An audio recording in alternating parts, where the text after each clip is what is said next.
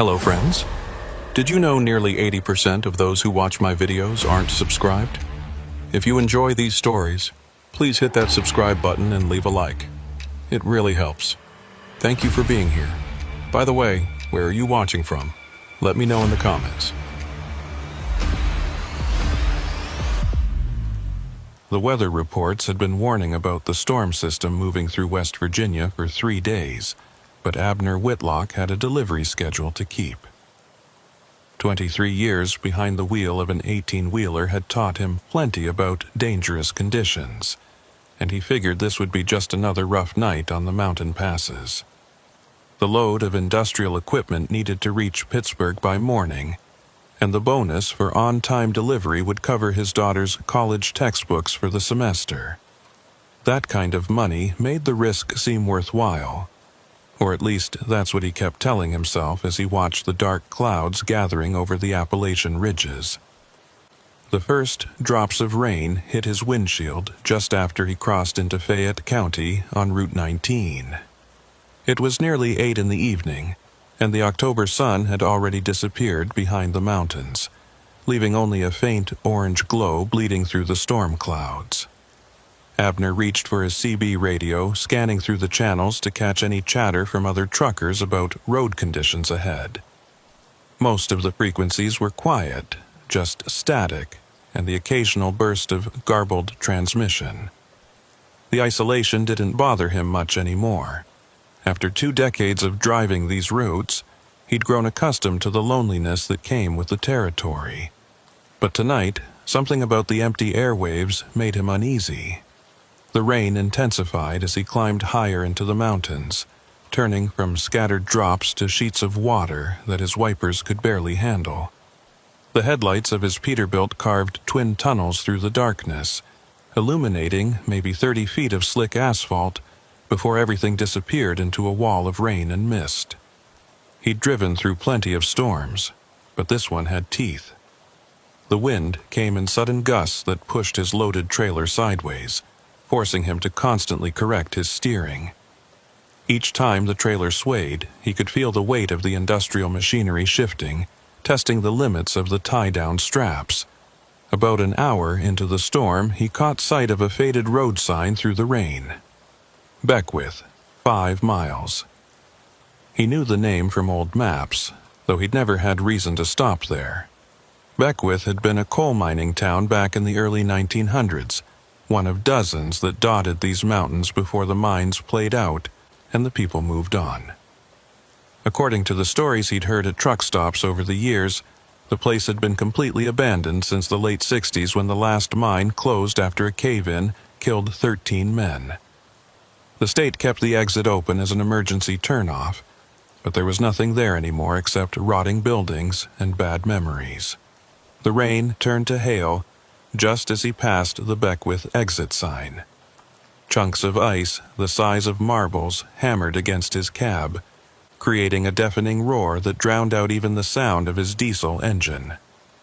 The temperature gauge on his dashboard showed it had dropped 15 degrees in the last 10 minutes, and he could see his breath fogging in the cab despite the heater running full blast. This wasn't just a storm anymore. It was turning into something worse.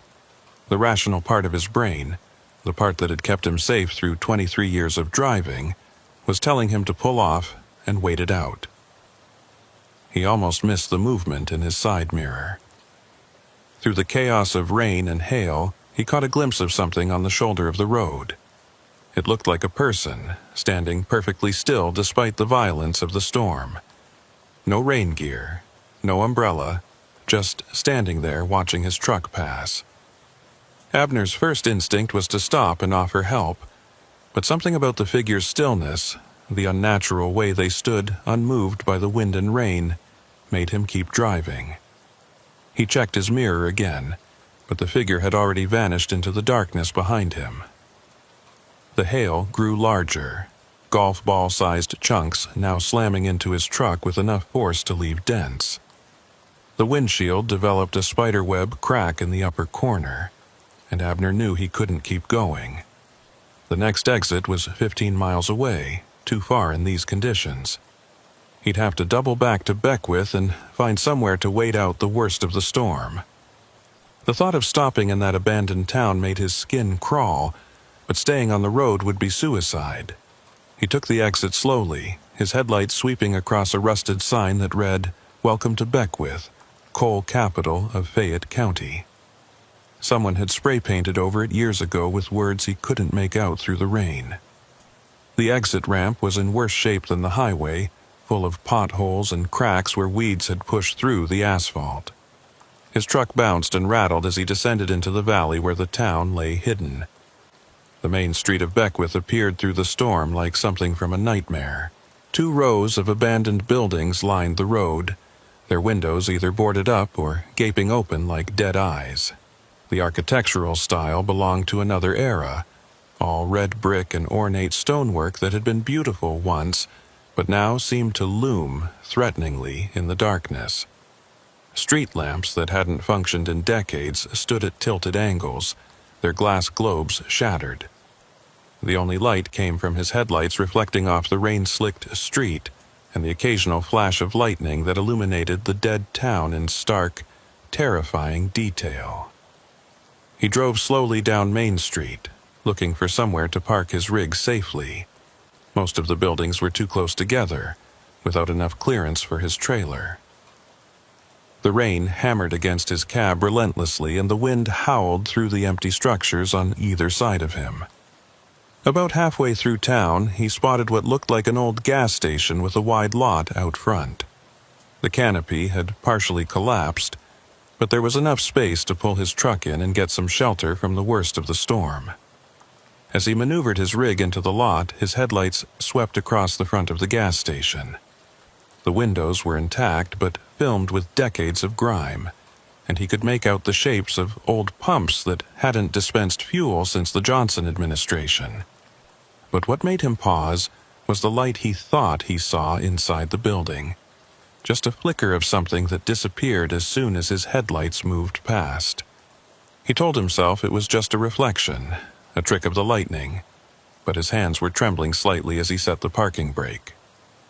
The storm raged around him, but inside the cab, he was relatively safe and dry. He reached for his thermos of coffee, now lukewarm, and took a long drink while watching the rain cascade down his windshield.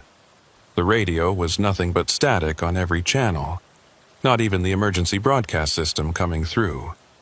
His cell phone showed no signal, which wasn't surprising this deep in the mountains. He was completely cut off from the outside world, alone in a dead town with only the storm for company. That's when he heard the sound of breaking glass. It was distinct even over the storm, the sharp crack and tinkle of a window shattering somewhere nearby. Abner peered through his rain-streaked windows, trying to see what had caused it. Maybe the wind had finally blown out one of the old windows, or maybe hail had broken through. But as he watched, he saw movement in one of the buildings across the street. A shadow passed by a second-floor window, too deliberate to be caused by the storm. He wasn't alone in Beckwith. The rational explanation was that someone else had sought shelter from the storm. Maybe another trucker or a traveler caught in the weather.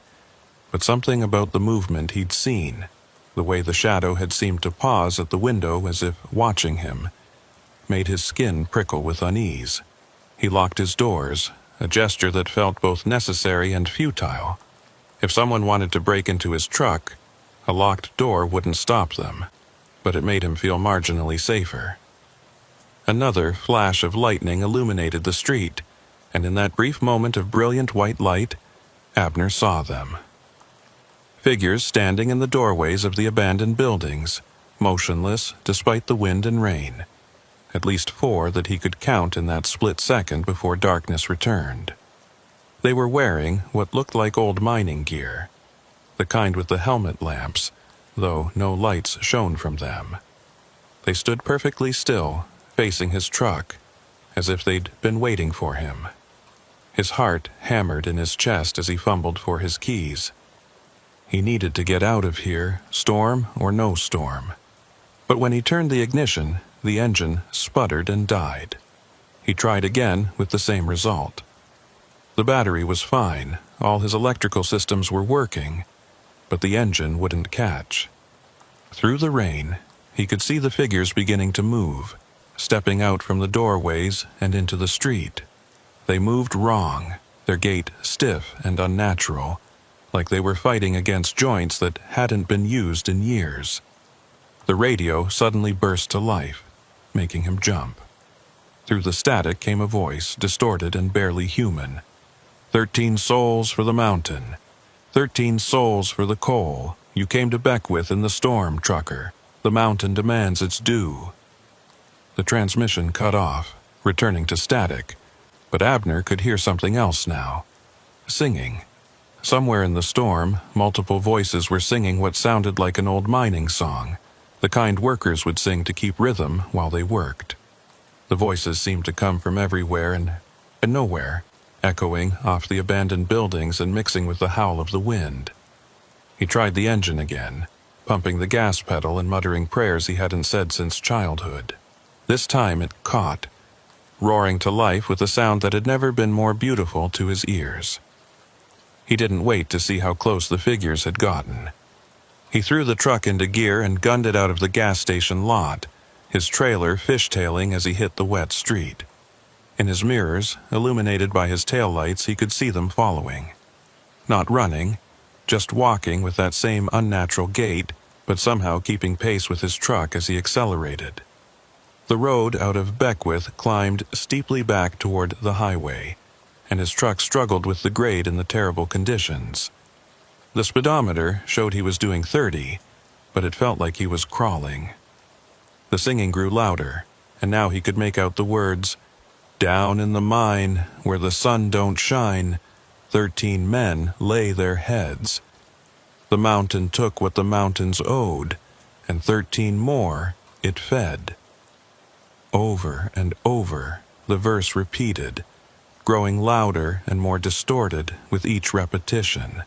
His windshield cracked further as something struck it. Not hail this time, but what looked like a chunk of coal. More pieces began hitting his truck, thrown from the darkness on either side of the road. Each impact left a black smear on his windshield, making it harder to see. The figures were still behind him. He could see them every time lightning flashed, maintaining that impossible walking pace that somehow kept them close to his struggling truck. The exit ramp finally appeared through the rain, and Abner took it at a dangerous speed, his trailer swaying sickeningly as he merged back onto the highway. He didn't slow down, didn't look back, just kept driving through the storm with his cracked windshield and dented cab. The singing faded gradually, swallowed by distance and rain, but he didn't feel safe until he'd put 50 miles between himself and Beckwith. He drove straight through to Pittsburgh without stopping, arriving at dawn with his cargo intact, but his nerves shattered. When he told his dispatcher about the detour to Beckwith, the man looked at him strangely. "Beckwith? That exit's been closed for 5 years, Abner. State condemned the ramp after it partially collapsed." But Abner knew what he'd seen, what he'd experienced. The dents in his cab and the coal dust embedded in his windshield cracks were proof enough for him. He found a newspaper article later, searching through online archives during a sleepless night. October 15th, 1968. Mine collapse kills 13 in Beckwith. The date caught his attention. He'd driven through Beckwith on October 15th, exactly 55 years after the disaster. The article mentioned that the bodies were never recovered, the mine shaft having collapsed so completely that rescue efforts were abandoned after a week. 13 miners entombed forever in the mountain, their families left to grieve without even bodies to bury. There was something else in the article that made his blood run cold. A survivor, a man named Foster McQuaid, who'd been running late to his shift that day, told reporters that the mine had been showing signs of instability for weeks. The company had ignored the warnings, pushing the men to keep working despite the danger. "The mountain was angry," McQuaid was quoted as saying. "It had given us its coal for years, and we kept taking more. The mountain always collects what it's owed, one way or another. Abner Whitlock didn't sleep for 3 days after the incident at Beckwith. Every time he closed his eyes, he saw those figures walking through the storm, heard that infernal singing echoing through the mountains. His wife noticed the change immediately when he got home from the Pittsburgh run. The dents in his truck, the coal dust still embedded in the windshield cracks, the way his hands trembled when he tried to drink his morning coffee. She didn't push him to talk about it, but he could see the worry in her eyes every time she looked at him. The company wanted him back on the road within the week. There were loads to haul, schedules to keep, and Abner had never missed more than a day or two of work in his entire career. But something fundamental had changed in him during that storm. The thought of driving through those mountain passes again, especially at night, made his stomach clench with a fear he'd never experienced before. He told his dispatcher he needed some time off, maybe a week or two to deal with some personal matters. The man wasn't happy about it, but Abner had enough seniority and goodwill built up over the years that they couldn't really refuse him. He spent those days researching, diving deep into the history of Beckwith and the surrounding area. The town library in Charleston had old newspapers on microfilm, and he sat there for hours, scrolling through decades of history, looking for answers to questions he couldn't quite articulate. The mine collapse in 1968 was well documented, but there were other incidents too, stretching back to when the mines first opened in 1902. Cave-ins, explosions, fires that burned for weeks underground. The mountains had claimed hundreds of lives over the years, swallowing men whole and sometimes never giving them back. What disturbed him most were the patterns he began to notice. Every few years, there would be reports of strange incidents during storms. Travelers claiming to see lights in the abandoned town, voices calling from the empty mine shafts, figures walking the streets in outdated mining gear. The reports were always dismissed as hallucinations brought on by the weather, tricks of light and shadow in the rain, but there were too many of them to ignore, and they all shared similar details. The walking figures, the singing, the sense of being watched and followed. One article from 1979 caught his attention particularly. A trucker named Solomon Harwick had reported being chased out of Beckwith during a severe thunderstorm. His description matched Abner's experience almost exactly, right down to the chunks of coal being thrown at his vehicle. Harwick had been so shaken by the experience that he'd quit trucking altogether, moving to Florida and taking a job at a marina. The newspaper had treated it as a human interest story, a curiosity piece about the power of mountain legends to affect the human mind. But Abner knew better. Harwick had seen the same things he had. He tried to find Foster McQuaid, the survivor mentioned in the 1968 article, but the trail went cold after the mid-70s. The man had lived in Beckwith for a few years after the disaster, one of the last holdouts as the town slowly died around him. Then he simply vanished from the records. No death certificate, no forwarding address, just gone. Some of the other survivors' families had similar stories. They'd stayed in the area for a while, then disappeared without explanation. It was as if the mountain had eventually claimed them too, just on a delay. His research was interrupted one evening by a phone call from his dispatcher. There was a priority load that needed to go through West Virginia, and they were short on drivers. The regular route would take him within 20 miles of Beckwith, though he wouldn't need to go through the town itself. The pay was double the normal rate, hazard pay for dealing with another storm system that was moving through the area. Abner's first instinct was to refuse, but the rational part of his mind argued that he was being foolish. He'd driven these roads for decades without incident. One bad experience shouldn't define his entire career. Against his better judgment, he accepted the job. His wife begged him not to go, said she had a bad feeling about it, but he assured her he'd be fine. He wouldn't go near Beckwith, wouldn't even take that exit no matter what happened. It was just another run through the mountains, something he'd done 1,000 times before. But as he climbed into his cab and started the engine, he couldn't shake the feeling that he was making a terrible mistake. The storm hit earlier than predicted, catching him still 50 miles from his destination. It wasn't as severe as the one 2 weeks ago, but the rain was steady and the wind strong enough to make driving treacherous. He kept his speed down, focused on the road, and tried not to think about how familiar it all felt. The radio was working this time, picking up a classic rock station out of Charleston, and he turned it up loud to drown out the sound of rain on his cab. He was making good time despite the weather when he saw the woman standing on the side of the road. She was maybe 40 years old, wearing a rain slicker and holding what looked like a gas can. Her car was nowhere to be seen, which was strange, but Abner figured it must have broken down further back, and she was walking to get fuel. Every instinct told him to keep driving, but he couldn't just leave someone stranded in this weather. He slowed down and pulled over about 50 feet ahead of her. She approached his passenger door and he rolled down the window just enough to talk.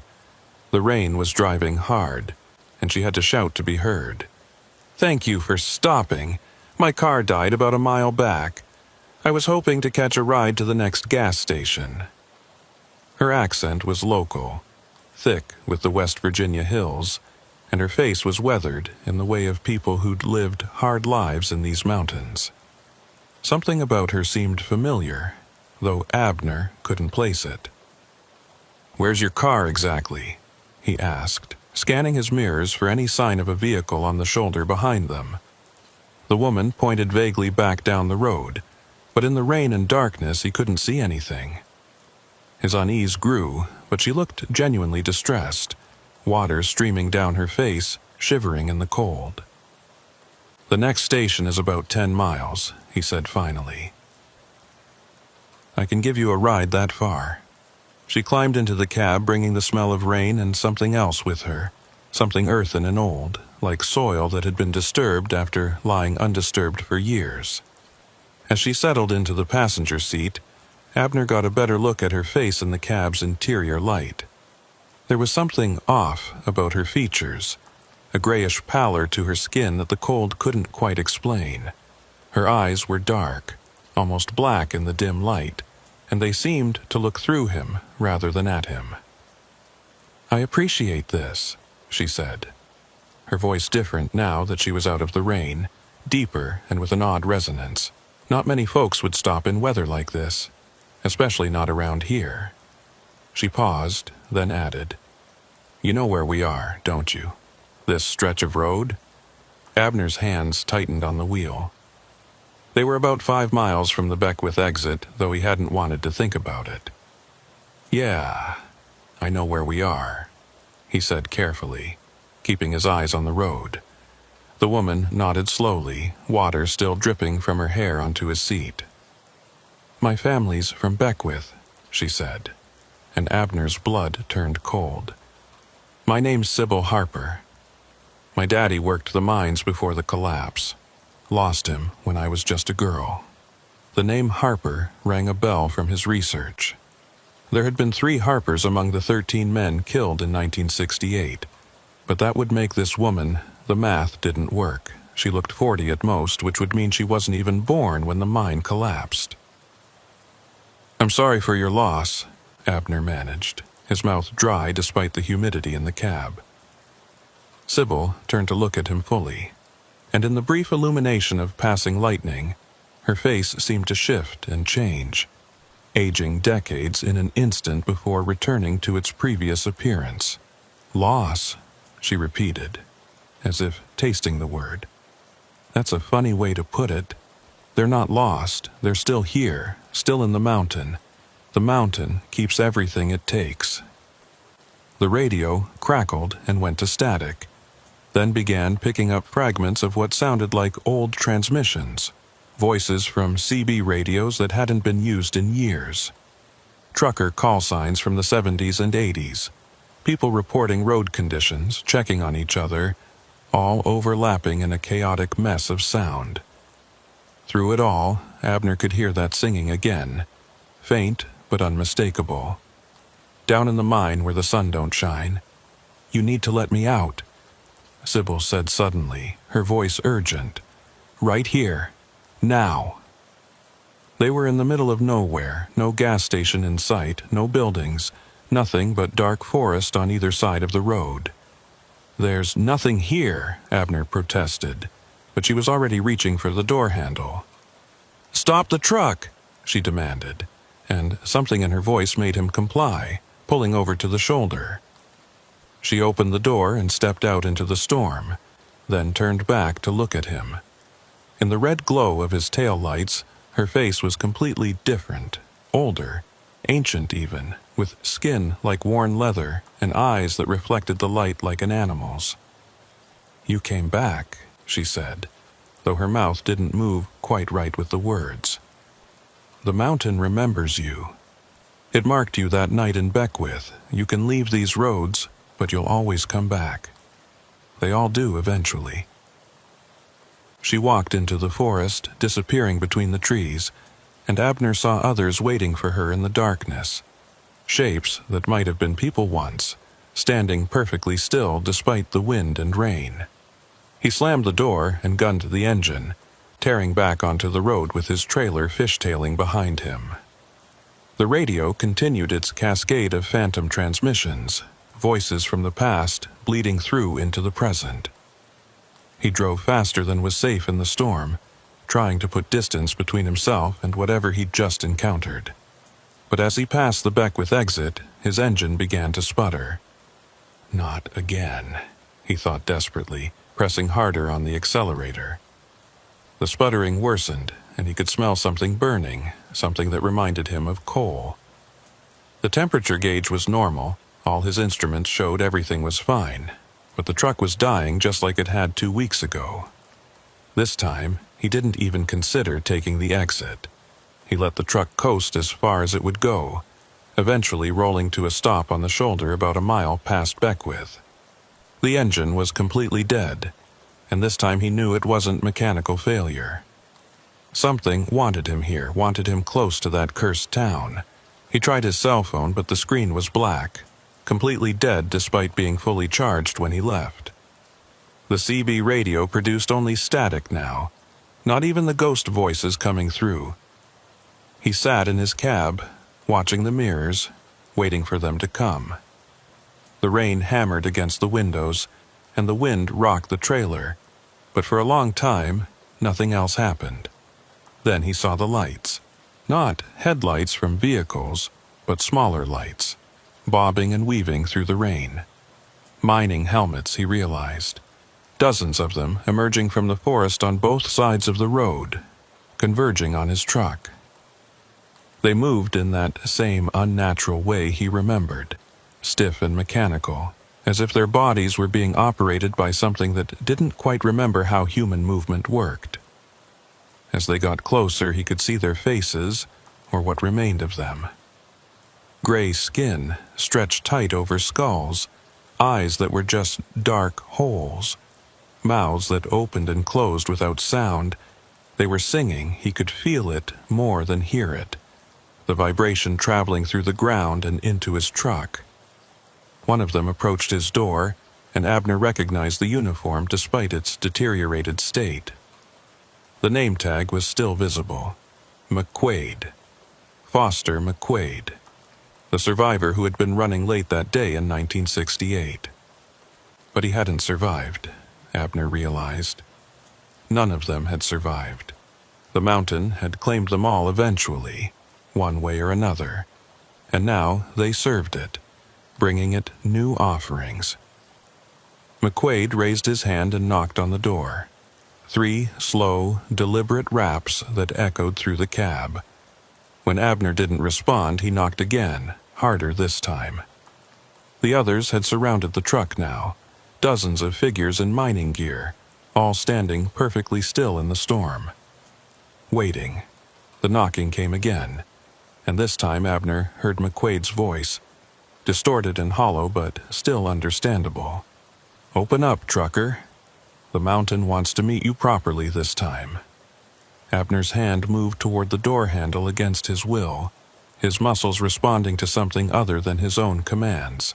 He fought against it, gripping the steering wheel with his other hand, but the compulsion was strong. The door locks clicked open by themselves and the door began to swing wide. The storm rushed in, carrying with it the smell of coal dust and decay, and Foster McQuaid stood there, his hollow eyes somehow still capable of expressing a terrible patience. "You can't fight the mountain," McQuaid said, his voice coming from everywhere and nowhere at once.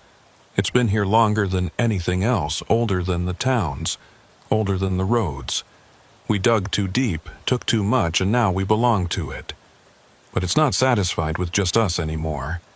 13 souls weren't enough. It wants more. It wants everyone who travels these roads, everyone who comes close enough to hear its call." Abner found his voice, though it came out as barely a whisper. "I won't. I'm not going with you." McQuaid tilted his head, a gesture that looked wrong with his deteriorated neck. "You don't have a choice. You've breathed in the coal dust. It's in your lungs now, in your blood. Every time you close your eyes, you'll see us. Every time you drive these roads, your engine will fail near Beckwith. And eventually, when you're too tired to fight anymore, you'll take that exit one last time." The figures began to move closer, reaching out with hands that were more bone than flesh. But just as they were about to touch him, another sound cut through the storm. A horn, loud and long, from another truck approaching from behind. The figures froze, then began retreating back towards the forest. McQuaid lingered for a moment longer. "This isn't over, trucker. The mountain is patient. It has all the time in the world." The rescue truck pulled up behind Abner's rig, and a driver jumped out, running through the rain with a flashlight. By the time he reached Abner's cab, the figures were gone, melted back into the darkness of the forest. The driver helped Abner get his truck started, following him the rest of the way to his destination to make sure he made it safely. Abner didn't tell him about the figures or McQuaid. How could he? Who would believe him? But the worst part was what he found when he got home. In researching Foster McQuaid more thoroughly, digging through genealogy websites and old census records, he discovered something that made his blood freeze. McQuaid had had a daughter, born in 1950. Her name was Sybil, and she'd married a man named Harper in 1971. According to the records, she died in a car accident in 1985, on the road near Beckwith during a severe thunderstorm. Her body was never recovered. The woman he'd picked up, the one who'd sat in his cab and spoken to him, had been dead for almost 40 years, but somehow the mountain had sent her to him, used her to deliver its message. And now, every night when he tried to sleep, he could feel the coal dust in his lungs, hear the singing in the distance, and know that McQuaid had been right. The mountain had marked him, and sooner or later he would return to Beckwith. They all did eventually. He quit trucking after that, took a job at a warehouse in town where he never had to drive at night, never had to go near the mountains. But sometimes during storms he could still hear them calling, the 13 souls of Beckwith and all the others the mountain had claimed over the years, calling him home to the darkness under the earth, where the sun don't shine and the coal dust fills your lungs forever. 6 months passed after Abner Whitlock quit trucking. 6 months of warehouse work and sleepless nights and trying to convince himself that what happened on those mountain roads had been some kind of breakdown, a hallucination brought on by too many years of solitary driving. His wife watched him deteriorate, saw how he jumped at shadows and avoided driving anywhere after dark. She suggested therapy, maybe medication, but Abner knew that no psychiatrist could help with what plagued him. The coal dust in his lungs was real, even if no X-ray could detect it. The singing in his dreams was real, even if no one else could hear it. The warehouse job paid less than half what he'd made as a trucker, and the bills were piling up. His daughter's college tuition was due, The mortgage payment was late, and his wife had started taking extra shifts at the hospital to make ends meet. Every day, his old dispatcher would call, offering him premium rates to come back, promising the best routes that avoided the mountains entirely. But Abner knew better. He understood now that the mountain's reach extended beyond geography. Once it marked you, distance was just an illusion. It was his daughter who finally broke his resolve. She came home from college for Thanksgiving, and he could see the worry in her eyes when she looked at him. He'd lost 30 pounds, his hair had gone completely gray, and his hands shook constantly now. Over dinner, she mentioned that she might have to drop out, take a semester off to work, and save money.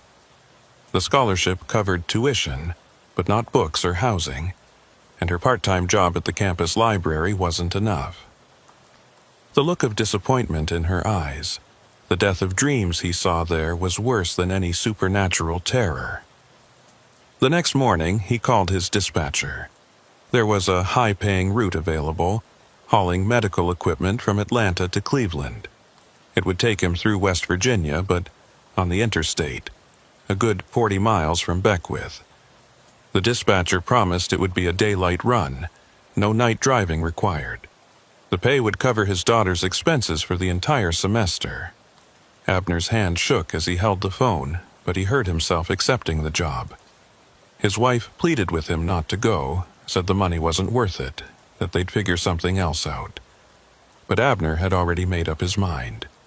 He'd face the mountain one more time, prove to himself that its hold over him was just psychological, just trauma that he could overcome.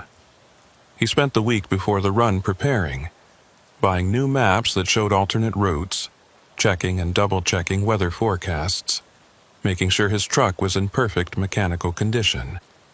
He even went to church for the first time in 20 years, though he wasn't sure if any god had power over something as old and dark as what lived in those mountains. The morning of the run dawned clear and bright, not a cloud in the sky. The weather forecast showed clear conditions for the next 3 days, no storm systems anywhere near the Appalachians. Abner kissed his wife goodbye, trying not to notice how she clung to him like she might never see him again, and climbed into his cab. The engine started smooth and strong, all systems running perfectly. He pulled out of the depot, telling himself this was just another run, just another day of work. The first few hours went perfectly. Traffic was light, the weather held, and his truck ran like a dream. He made good time through Georgia and into Tennessee, stopping only for fuel and coffee. The mountains rose around him as he entered the Appalachians, but in daylight they seemed less threatening, just ancient rocks covered in autumn trees. He kept the radio on, scanning through stations to keep his mind occupied, refusing to let the silence creep in. It was near the Virginia-West Virginia border when things started to go wrong. First, his radio began picking up static, brief interruptions in the music that lasted just long enough to be noticeable. Then his GPS started glitching, showing his position jumping around on the map, sometimes placing him miles from where he actually was. The temperature gauge flickered, showing normal one moment and redlined the next, though the engine temperature was clearly fine. He was still 40 miles from Beckwith, taking the interstate route that bypassed it entirely, when he saw the first sign. It was new, or at least looked new, professional highway signage that read, "Beckwith Historical Site. Next exit. Experience the mining heritage of West Virginia." His blood went cold. There had never been a historical site at Beckwith.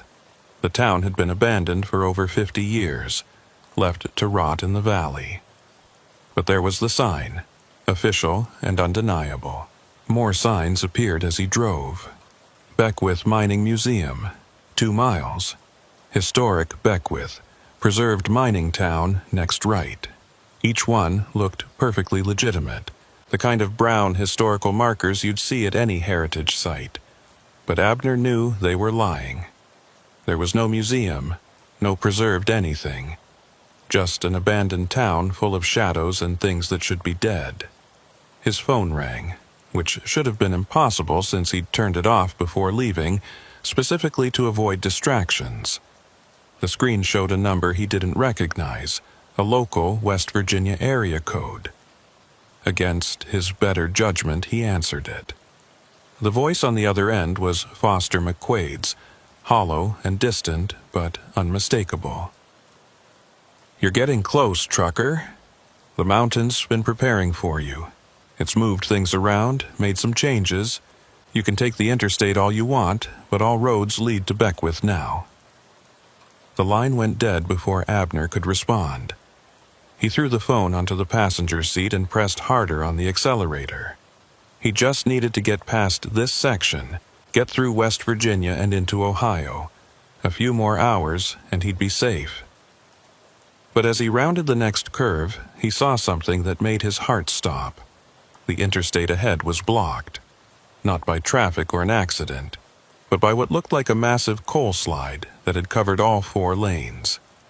Official detour signs directed traffic off the next exit, which according to the sign led to Beckwith. He pulled over to the shoulder, his hands shaking as he grabbed his atlas. The map showed the interstate clear and unobstructed. No alternate routes in this area except through the mountain passes. But the coal slide was undeniably real. Black rock piled 20 feet high across the highway. Other vehicles were already taking the detour, following the signs without question. Abner watched them go, normal people in normal cars, having no idea what they were driving toward. He had 2 choices: turn back, abandon the run and the money his daughter needed, or follow the detour through Beckwith. The rational part of his mind said the town couldn't hurt him in broad daylight, with other traffic around. Whatever haunted that place seemed bound to storms and darkness, but his instincts screamed at him to turn around, to get as far from here as possible. A state trooper pulled up behind him, lights flashing. The officer approached his window, looking tired and irritated. "You need to keep moving, sir. Can't have trucks blocking the shoulder. Detours clearly marked." Abner wanted to warn him, to explain why the detour was dangerous, but how could he? The officer would think he was insane. "How long has the road been blocked?" Abner asked instead. The trooper looked confused. "Blocked? What are you talking about? Road's clear ahead." Abner looked forward, and his heart sank. The coal slide was gone. The interstate stretched clear and empty ahead. No obstruction in sight. But the detour signs remained, and now the trooper was directing him toward them. "Take the detour, sir. Construction work ahead. Interstate's closed for the next 10 miles. The officer's eyes were wrong, Abner realized.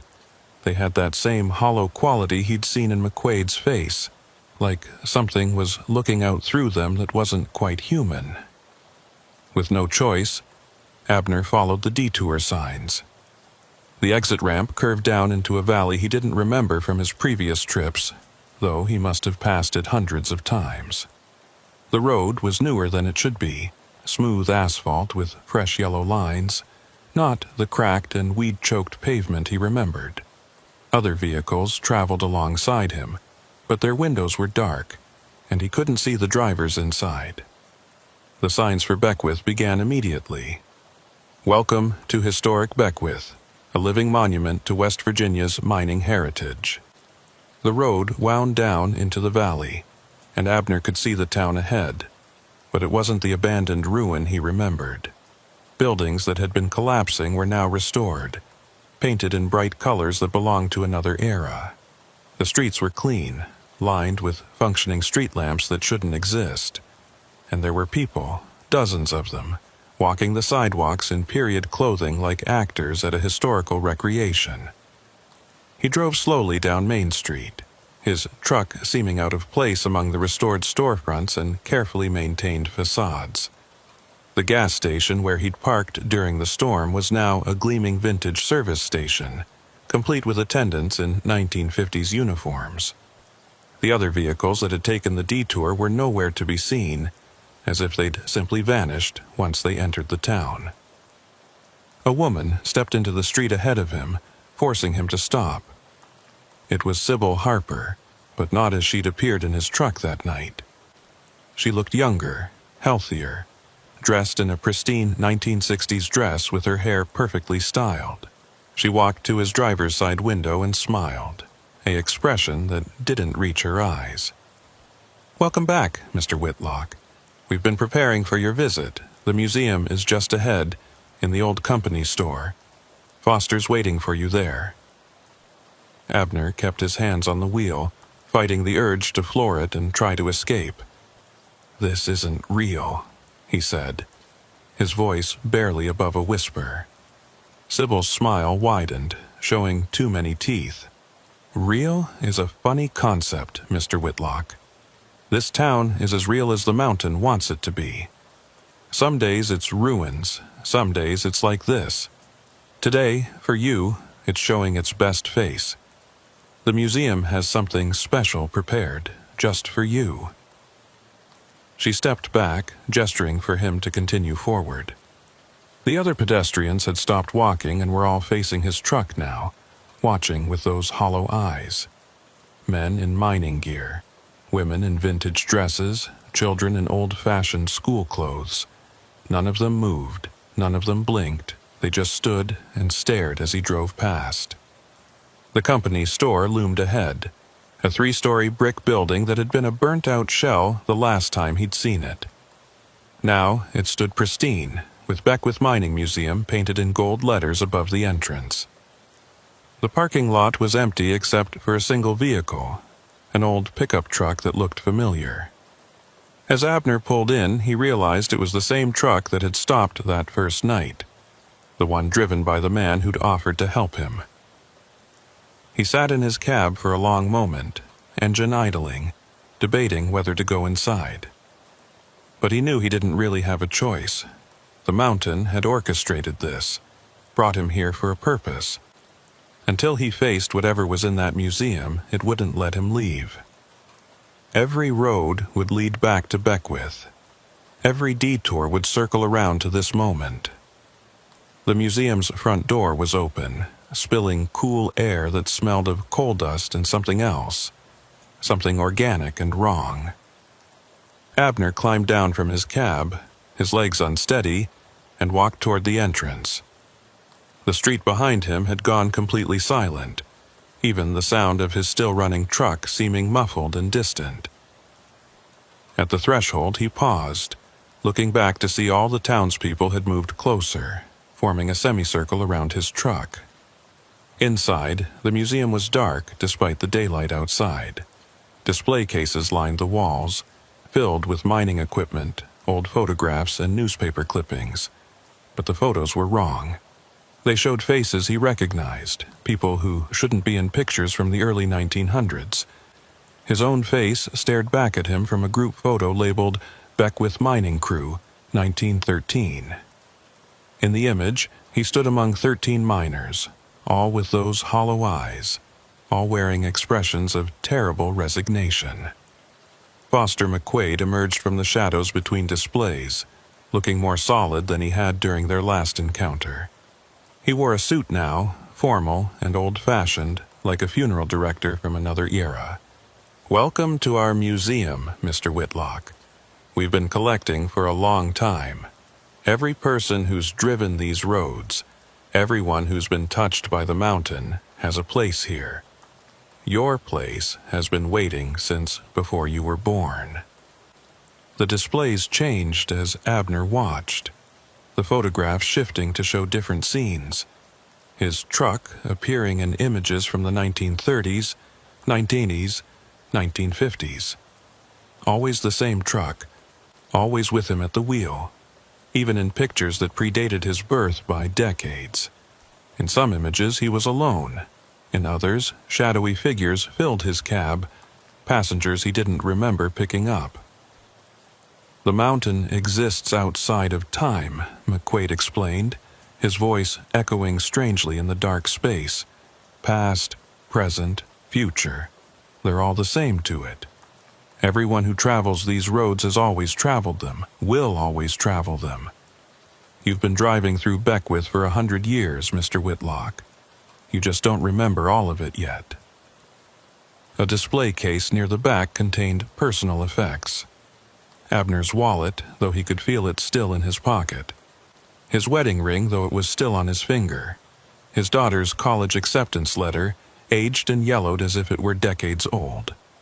And a death certificate, dated October 15th, 1968, listing Abner Whitlock among the 13 miners killed in the collapse.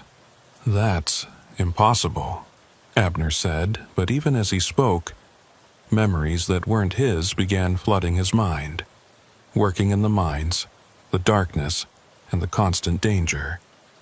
The mountain's voice, not heard but felt, promising wealth and demanding sacrifice. The day of the collapse, the mountain closing its throat and swallowing them all. And then, continuing.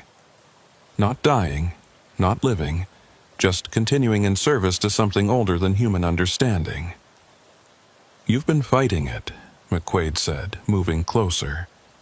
All these years of driving, you've been fighting the memory of what you really are. But the mountain is patient.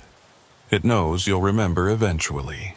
You'll take your place with the rest of us, keeping the roads active, bringing new souls to feed the mountain's hunger. It's not a bad existence once you accept it. The fighting is what makes it horrible. The museum walls began to shift and change, becoming rock walls, becoming mine shafts. The ceiling pressed down, and Abner could hear the mountain's heartbeat, slow and steady and ancient. Coal dust filled the air, coating his lungs with every breath. He was drowning in it, suffocating on the weight of stone and time and impossible memories. But then he heard something else, his truck's horn, blaring long and loud from outside.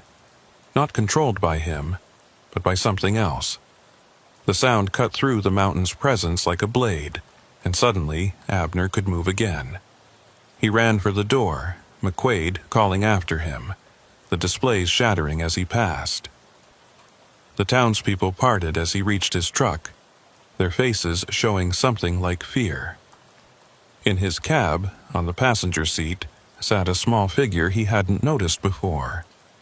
A child's toy, a little wooden miner his daughter had made for him in shop class years ago. A Father's Day gift he'd kept on his dashboard until it disappeared during that first night in Beckwith. Now it was back, and it was warm to the touch, almost burning. As his fingers closed around it, he felt something break, some connection the mountain had forged. The town began to fade around him, the restored buildings crumbling back into ruins, the people dissolving into shadow. McQuaid stood in the museum doorway, his form flickering between solid and transparent. "This isn't over," he called out. "The mountain never forgets. You'll be back. They all come back." But Abner was already driving, his truck's engine roaring with more power than it should have. The road ahead shifted and changed, trying to loop back toward Beckwith, but he followed some instinct deeper than thought, taking turns that shouldn't exist, finding passages through the mountains that weren't on any map. The wooden miner grew hotter in his pocket, and he realized his daughter had carved something into its base, words he'd never noticed before. Dad's guardian angel. Hours passed, or maybe minutes, time flowing strangely as he fled through impossible geography. When the world finally stabilized, he was in Ohio, parked at a truck stop he recognized, the sun setting behind him. His phone showed dozens of missed calls from his wife, his dispatcher, his daughter. According to the timestamps, he'd been gone for 3 days, though the trip should have taken less than 1. He made his delivery, collected his pay, and drove home. But he didn't quit this time. He understood now that running from the mountain only gave it more power. Instead, he kept driving, but never alone. The wooden miner sat on his dashboard, a reminder that love could be stronger than whatever ancient hunger lived in those hills. He took other routes when he could, but when work demanded he pass through West Virginia, he drove with purpose and without fear. Sometimes he still heard the singing, still felt the coal dust in his lungs. On storm nights he could sense them out there, Foster McQuaid and Sybil Harper and all the others the mountain had claimed. But they couldn't touch him anymore, couldn't pull him into their timeless prison. The mountain still remembered him, still called to him, but he had found something stronger to hold on to. 5 years passed after that escape from Beckwith's impossible museum. 5 years of Abner Whitlock driving the highways with his daughter's wooden miner standing guard on his dashboard. He'd learned to live with the mountain's presence, the way someone might learn to live with chronic pain or an old war wound that never quite heals. The coal dust in his lungs remained, showing up on no X-ray, but making itself known with every breath. The singing still echoed in his dreams, 13 voices calling from deep beneath the earth. But the wooden figure seemed to keep the worst of it at bay, a talisman of love against the mountain's ancient hunger. His daughter had graduated college, become an engineer, moved to California where mountains were different things entirely. Younger and less hungry. She called him every Sunday, and he never told her how her simple shop-class project had saved him from something worse than death. His wife had stopped asking about his nightmares, stopped questioning why he kept every light in the house on during thunderstorms, why he collected maps obsessively, marking routes that avoided certain places with red ink. He'd developed a reputation among other truckers as someone who knew the mountains better than most, knew which roads to avoid and when. They'd buy him coffee at truck stops, and he'd tell them about weather patterns and traffic conditions, but never about the things that moved through the fog, never about the towns that existed sometimes but not always, never about the roads that led to places that weren't on any map. Some knowledge was too dangerous to share. It was a Tuesday morning in late October when everything changed. Abner was home, enjoying a rare week off when the phone rang. His dispatcher's voice was strange, formal in a way that immediately set off alarm bells in Abner's mind. There had been an accident. Another driver, a young man named Cornelius Ashford who'd just started with the company 3 months ago, had gone missing on a run through West Virginia. His truck had been found abandoned on the shoulder of Route 19, about 2 miles from the Beckwith exit. The engine was still running, the cargo untouched, but Cornelius was gone. The state police were investigating, but the company was conducting its own search. They wanted Abner to help, knowing his familiarity with the area. They'd pay triple rate, hazard pay, plus consultation fees. But it wasn't about the money anymore, hadn't been for years. Abner knew what had happened to Cornelius Ashford, knew where he'd been taken. The mountain had found someone new to feed on, someone who didn't have a wooden guardian or the knowledge to resist its pull. Abner's wife begged him not to go. She'd seen what those mountains did to him, how they aged him beyond his years, how they haunted him even hundreds of miles away. But Abner had already made up his mind. He couldn't leave that young man to the mountain's mercy, couldn't let another soul be added to the 13 that already served that ancient hunger. He packed his truck with things that might help. Road flares, emergency lights, mirrors, anything that might disrupt the darkness that clung to Beckwith. And, of course, the wooden miner, which he wrapped carefully and placed in his jacket pocket. The drive to West Virginia felt different this time. The mountains didn't loom threateningly, but seemed to watch with anticipation, as if they knew something Abner didn't. The weather was clear, almost unnaturally so. The October sky a brilliant blue that belonged more to spring than autumn. His truck ran perfectly. No mechanical issues, no mysterious failures. Even the radio stayed clear, playing classic rock without a hint of static or ghostly transmissions. It felt like a trap, like the mountain was luring him in with false safety. He reached the spot where Cornelius's truck had been found just as the sun was beginning to set. The vehicle had already been towed, but Abner could see the marks on the shoulder, could smell something in the air that didn't belong.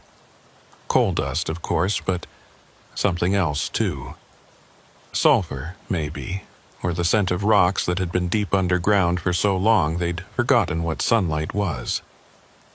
He parked his truck and got out, the wooden miner warm in his pocket. The Beckwith exit was visible from where he stood, and for the first time in 5 years he could see lights down in the valley. Not the restored fake town he'd encountered before, but something else. Work lights, the kind used in mining operations. The mountain was active again, or at least pretending to be. As he watched, he saw other vehicles taking the exit. Regular cars and trucks, their drivers seemingly oblivious to what they were heading toward. He followed them down, driving slowly, every nerve on high alert. The road was different again. Neither the deteriorated pathway he'd first encountered, nor the pristine asphalt of the museum visit. This time it was functional but worn, like a working road that saw regular use.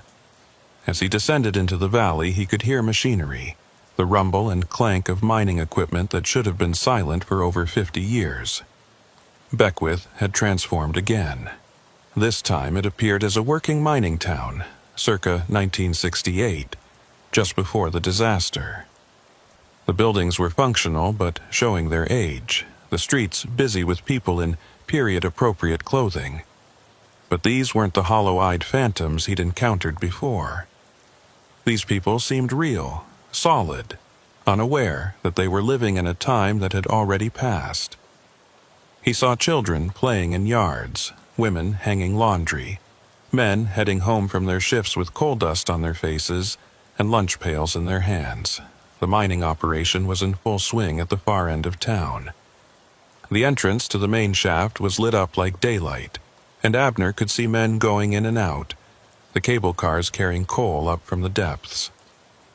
Among them, looking confused and terrified, was Cornelius Ashford. He was dressed in mining gear that didn't fit quite right, being led by 2 older miners toward the shaft entrance. Even from a distance, Abner could see the young man was fighting, trying to pull away, but the miners held him firm. Abner parked his truck and started running toward the mine entrance. The townspeople didn't react to him, didn't even seem to see him.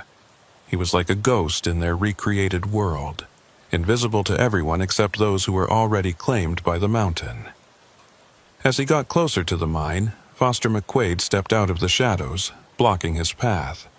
He looked more solid than ever, more real, as if the mountain's power was growing stronger. "You came back," McQuaid said, and there was something like satisfaction in his voice. "I knew you would. The mountain knew you would. That boy, Cornelius, he's just the beginning. The mountain is hungry after all these years of slim feeding. It wants what it was promised back in 1968. 13 souls weren't enough. It wants hundreds, thousands. Everyone who travels these roads will eventually find their way here." "Let him go," Abner said, his hand closing around the wooden miner in his pocket. The figure was almost too hot to touch now, burning through the fabric. "Take me instead if you need someone. I'm already marked, already halfway claimed. Let the boy go." McQuaid laughed, a sound like rocks grinding together deep underground. "You think you can bargain with the mountain? You think your little trinket protects you? That wooden toy only works because the mountain allows it, because it finds your resistance amusing. But the game is ending now. The boy will go down into the mine and he won't come back up. Neither will you if you try to stop it." But Abner was already moving, pushing past McQuaid, who seemed surprised that he could be touched at all. The miners at the entrance turned toward him, their faces shifting from human to something else, something made of shadow and coal dust. Cornelius saw him and called out, hope flashing in his eyes. Abner grabbed the young man's arm, pulling him away from the miners, and for a moment it seemed like they might escape. Then the ground began to shake. Not an earthquake, but something more deliberate, like the mountain was adjusting itself, repositioning its bones. The mine entrance began to collapse, not in the chaotic way of a natural cave-in, but with purposeful precision, stones falling to create a new configuration. The townspeople finally noticed them, turning as one to stare with eyes that had gone completely black. They began walking toward the mine, all of them, men, women, children, moving with that same mechanical gait Abner remembered. "Run!" Abner shouted, pushing Cornelius toward where he'd parked his truck. But the young man was in shock, his legs barely working, stumbling and falling every few steps. The townspeople were getting closer, and behind them, Abner could see others emerging from the mine, the 13 original victims, still in their mining gear, their faces those of corpses that refused to acknowledge their death. They moved faster than the others, with purpose and terrible intent. The wooden miner in Abner's pocket suddenly burst into actual flames, burning through his jacket. He pulled it out, and it was glowing like a coal from a forge, but somehow not burning his hand. Light poured from it, warm and golden, nothing like the harsh white of the mining lights. The approaching figure stopped, seeming to recoil from the light. Even McQuaid, who had been following them, took a step back. "That won't last," McQuaid called out. "The mountain is older than love, older than hope. Your daughter's protection is burning itself out. When it's gone, you'll have nothing left to shield you." But Abner wasn't listening. He was remembering something his daughter had said when she gave him the figure, something he'd dismissed as a child's fancy at the time. "I carved it from wood that grew over coal," she'd said. "The man at the craft store said it was from an old mine site that got reclaimed by forest. I thought it was perfect for you, Dad, something that grew from darkness into light." The wood was from here, from these mountains, from places where the coal had been taken and nature had reclaimed its territory. It wasn't just a token of love. It was the mountain's own substance transformed, proof that even the oldest darkness could be overcome. Abner held the burning figure high, and its light grew stronger, spreading outward in waves that made the phantom townspeople fade like shadows at sunrise. "Cornelius," Abner said, his voice steady despite everything, "I need you to listen to me very carefully. This place isn't real, not in the way we understand real. It's a memory, a wound in time that won't heal. But memories can be changed. Wounds can be closed. Think about why you're here. Think about what brought you to these mountains." The young man's eyes were wide with terror, but he managed to speak. "My grandfather, he died in these mountains, in a mine collapse, October 15th, 1968. His name was Elijah Ashford. I wanted to see where it happened, wanted to understand why he never came home. Of course, the mountain didn't choose victims randomly. It called to those who had connections, who had blood in the coal, family in the darkness. Cornelius's grandfather had been one of the 13, and now the mountain wanted to complete the family reunion, to add another generation to its collection. "Your grandfather isn't here," Abner said firmly. "Whatever you see, whatever you hear, it's not him. It's just the mountain wearing his face, using his voice. The real Elijah Ashford moved on long ago. His soul isn't trapped here. Only his echo, and echoes can't hurt you unless you let them." The burning wooden miner was starting to crack, its light flickering. Around them, the phantom town was beginning to reassert itself, the buildings solidifying, the people becoming more real. But something else was happening too. Other lights were appearing, small at first, but growing stronger. From the forest surrounding Beckwith, from the hills and valleys came points of warm light. Not the cold white of mining lamps, but the warm glow of hearth fires, of home. "What is that?" Cornelius whispered. Abner knew without being told. These were the others, all the souls who had escaped the mountain over the years, all those who had found their own ways to resist its pull. They had come back, not in body but in spirit, to help close the wound that Beckwith represented. Every trucker who had driven past without stopping, every family who had moved away and never returned, every person who had chosen life over the darkness underground. The lights converged on the mine entrance, and where they touched, the phantom structures began to crumble. Not into ruins, but into nothing, dissolving like morning mist. The townspeople faded, their faces showing not anguish but relief, as if they were finally being allowed to rest. Even the 13 miners seemed to pause, their hollow eyes reflecting something that might have been gratitude. Foster McQuaid stood at the mine entrance, no longer looking human at all but like a figure carved from coal itself. "You can't destroy the mountain," he said, his voice echoing from deep underground. "It was here before humans walked these hills. It will be here after you're all dust. This is just a temporary victory." "Maybe," Abner agreed, "but temporary victories are all humans ever get, and we've gotten pretty good at stringing them together into something longer. The mountain might be eternal, but so is the human ability to resist, to refuse, to choose light over darkness." The wooden miner in his hand crumbled to ash, its purpose fulfilled, but the light didn't fade. It had spread to Cornelius, to Abner himself, to the very air around them. The phantom Beckwith was disappearing, revealing the true abandoned town beneath, the honest ruins that time and weather had created. The mine entrance collapsed for real this time, not violently but gently, like the earth was finally closing a wound that had been open too long. Sybil Harper appeared one last time, but she looked different. Younger, cleaner, more like the woman she must have been before the mountain claimed her. "Thank you," she said, her voice no longer hollow but filled with warmth. "The families can rest now. The debt is paid. The mountain will sleep for a while." She faded like the others, but her departure felt like a blessing rather than a haunting. Abner and Cornelius stood in the real Beckwith, abandoned and crumbling but no longer haunted.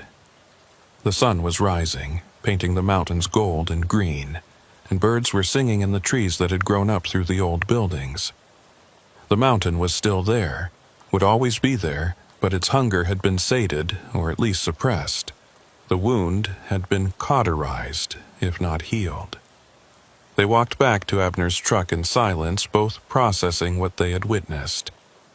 As they drove out of the valley, Cornelius finally spoke. "My grandfather, was he really one of them, one of the 13? "Does it matter?" Abner asked. "Whatever he was, he's free now. They all are, that's what matters." They drove back to civilization, and Cornelius never returned to trucking. He went back to school, became a teacher, dedicated his life to preserving the real history of mining communities, the human stories beyond the ghost tales. Abner kept driving for a few more years, but the mountains had lost their terror for him. He could pass through West Virginia without hearing the singing, without feeling the coal dust in his lungs.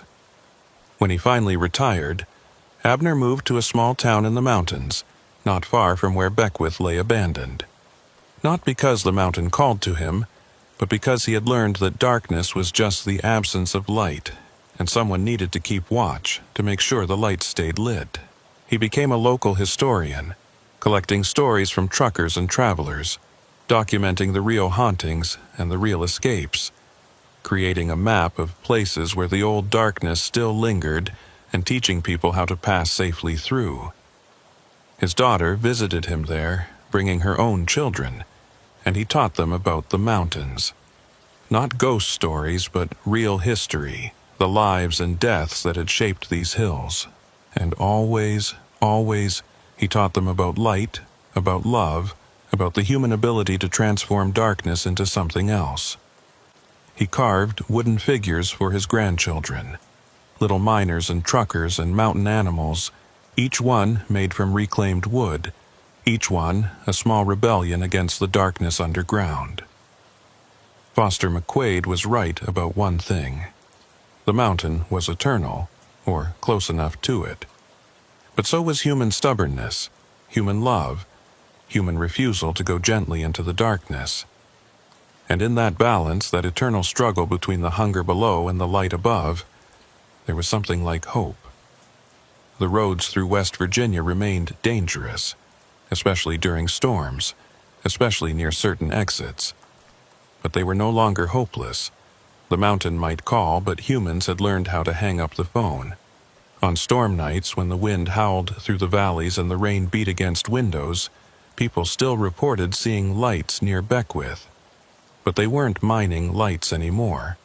They were warm and golden, like campfires or porch lights or the glow from a wooden figure carved with love. They were reminders that even in the darkest places, even in the belly of the mountain itself, light could find a way to grow. And that was enough. It had to be enough. Because the mountain was still there, still hungry, still waiting. But now it knew that humans were waiting too, watching, ready to light their small fires against the darkness. And sometimes, on very clear nights, if you drove past the Beckwith exit at just the right speed, you could see them all. The souls who had escaped, the ones who had resisted, the lights that refused to be extinguished. They stood guard over the roads, an invisible army of ordinary people who had faced the darkness and chosen light instead.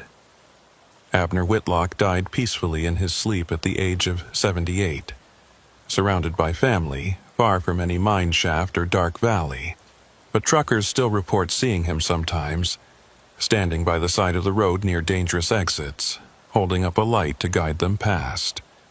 Whether it's true or just another mountain legend, one thing is certain. The roads through Appalachia are safer now. The darkness a little less dark. The mountain's hunger held at bay by the accumulated light of all who refused to feed it. And in Beckwith, in the valley where 13 men died in 1968, nature has completely reclaimed the ruins.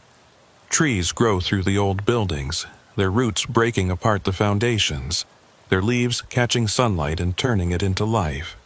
The mine entrance is sealed, not by human hands but by the patient work of earth and stone and time.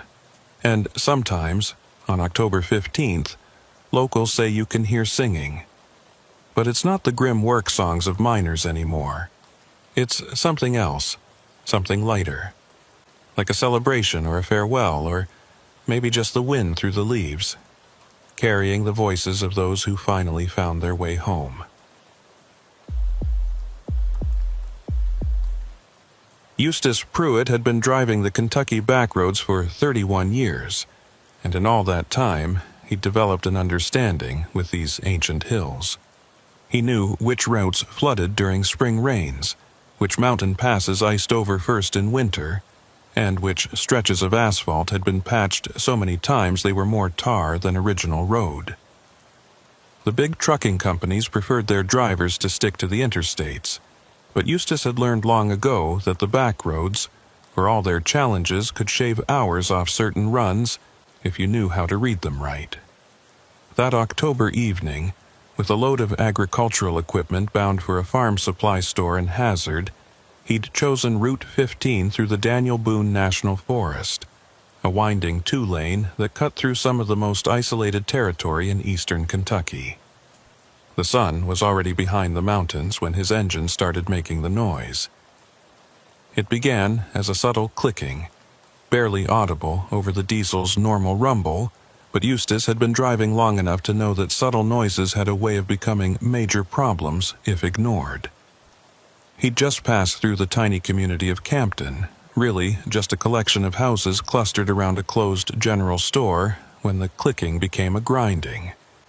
The temperature gauge stayed normal, oil pressure was fine, but something deep in the engine was failing. He could feel it through the steering wheel, a vibration that shouldn't be there, growing stronger with each mile.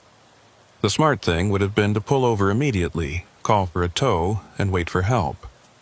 But Eustace knew this stretch of Route 15, knew there was nothing but forest for the next 20 miles. No cell service either, not in these deep hollows where the mountains pressed close on both sides. His CB radio might reach someone, but the chances were slim this time of evening when most local drivers had already gone home for supper. He decided to push on, hoping to make it to the next wide spot in the road where he could at least get his rig completely off the pavement. The grinding got worse, and then came the smoke. Not much at first, just wisps of white vapor from under the hood, but Eustace knew he was done. He spotted a gravel pull-off ahead, probably an old logging road entrance, and managed to coast his dying truck into it just as the engine seized completely. The sudden silence was overwhelming. After hours of engine noise, the forest's quiet seemed to press against his eardrums. He sat there for a moment, hands still on the wheel, calculating his options. It was at least 15 miles back to Campton, probably 8 miles forward to the next anything that might qualify as civilization. He tried his cell phone first, knowing it was useless but needing to confirm it anyway. No signal, not even a single bar. The CB radio produced nothing but static on every channel. He was well and truly stranded, something that hadn't happened to him in probably 15 years. Eustace climbed down from the cab, grabbing his flashlight even though there was still maybe 30 minutes of dusk left. The damage under the hood was worse than he'd expected. Oil was everywhere, and he could see where something had punched through the engine block. This wasn't a roadside fix. This truck needed a complete engine rebuild. The forest around him was already taking on that peculiar quality it had at twilight, when familiar shapes became uncertain, and shadows seemed to move independently of what cast them. He'd grown up in these mountains, spent his childhood exploring hollers and ridges not too different from this one, but that had been a long time ago. 30 years of driving trucks had given him a different relationship with the wilderness. Now it was something he passed through, viewed through windshield glass, not something he existed within.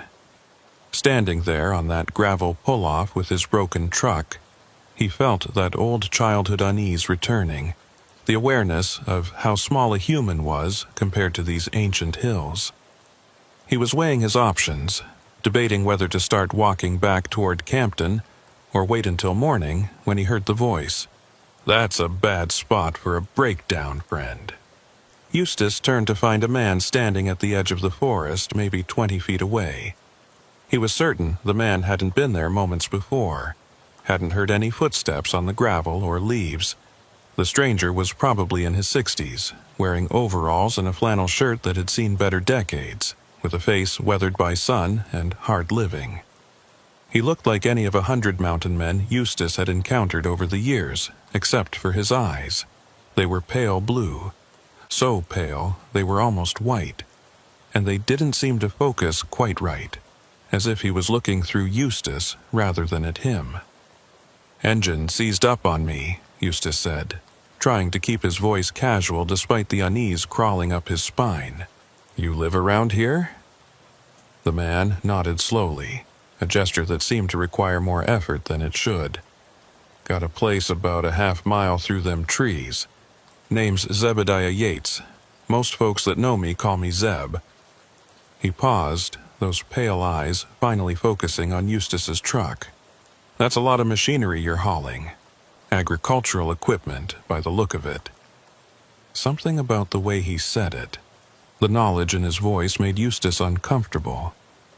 The equipment was covered by tarps, not easily identifiable from a distance. "Yeah, heading to Hazard," Eustace replied. "Don't suppose you have a phone I could use? Need to call for a tow." Zebediah shook his head. That same slow, deliberate movement.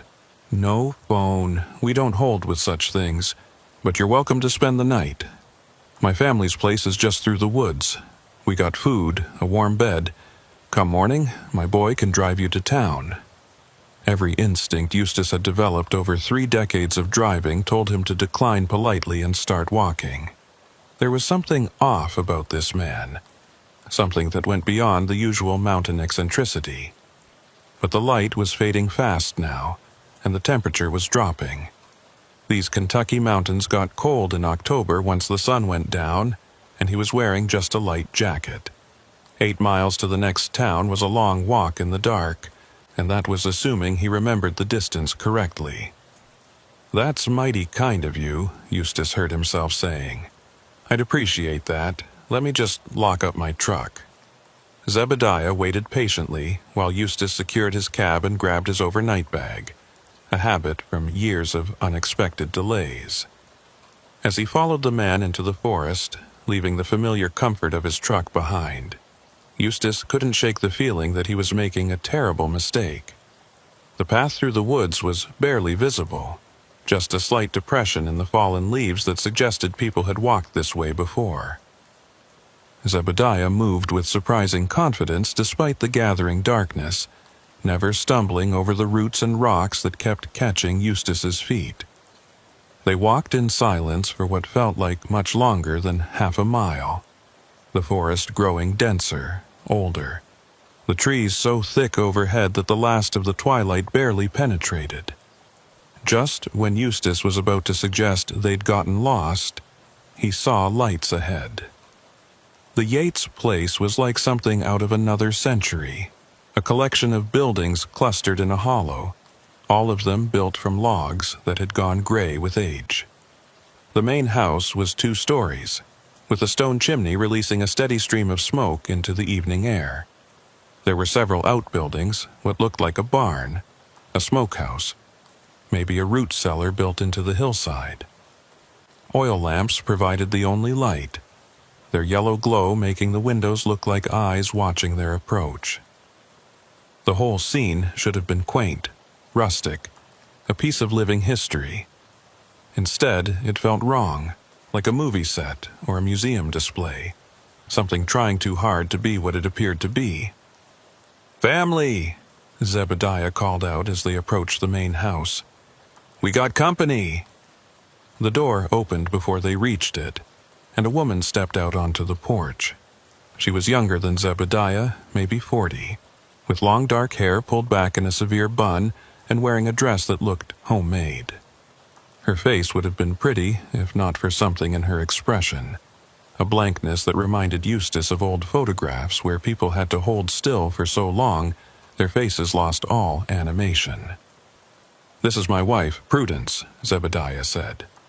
"Prudence, this here's—" He paused, and Eustace realized he'd never given his name. "Eustace Pruitt," he supplied. "My truck broke down out on the road." Prudence nodded, that same slow gesture her husband had used.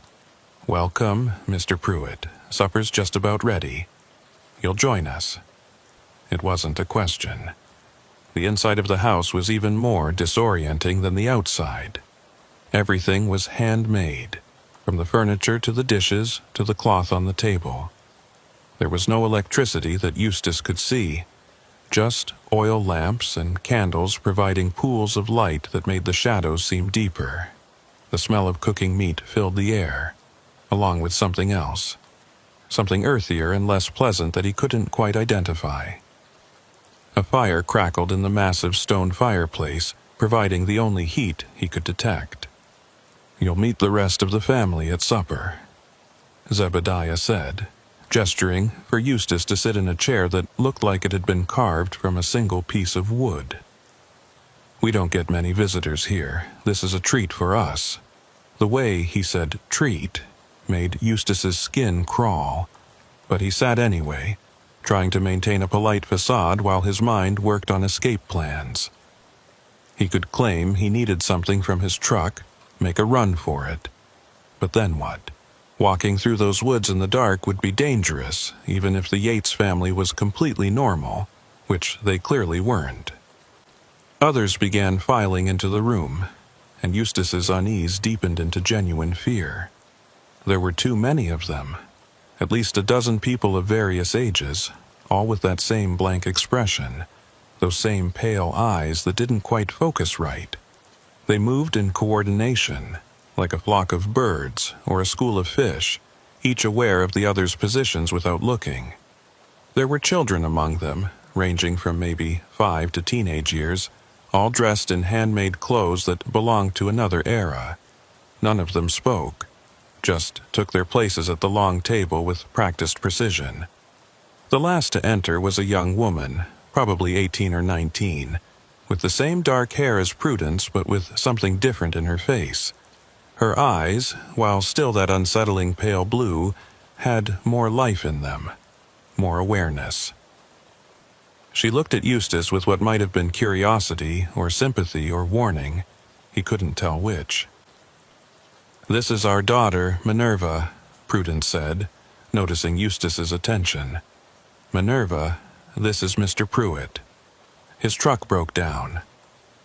Minerva nodded, but unlike the others, her movement was quick, normal, human. "Pleased to meet you, Mr. Pruitt," she said, and her voice too was different, containing inflections and emotions the others lacked. She took a seat across from him, and he noticed how the other family members seemed to shift slightly away from her, as if she was something foreign in their midst.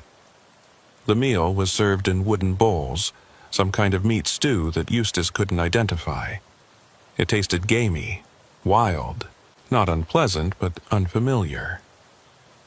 No one spoke during the meal except to ask for things to be passed, and even those requests were made in whispers. The only sounds were the clink of wooden spoons against wooden bowls, the crackle of the fire, and somewhere in the walls, a scratching that might have been mice or might have been something else. Eustace forced himself to eat, knowing he'd need strength for whatever came next. He kept glancing at Minerva, who seemed to be the only one actually eating rather than just going through the motions. The others moved food to their mouths, chewed, swallowed, but mechanically, without any sign of taste or satisfaction. It was like watching automatons programmed to simulate a family dinner. "You've been driving these roads long?" Zebediah finally asked, breaking the oppressive silence.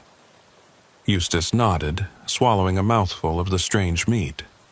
"About 30 years, give or take." Zebediah's pale eyes seemed to brighten slightly.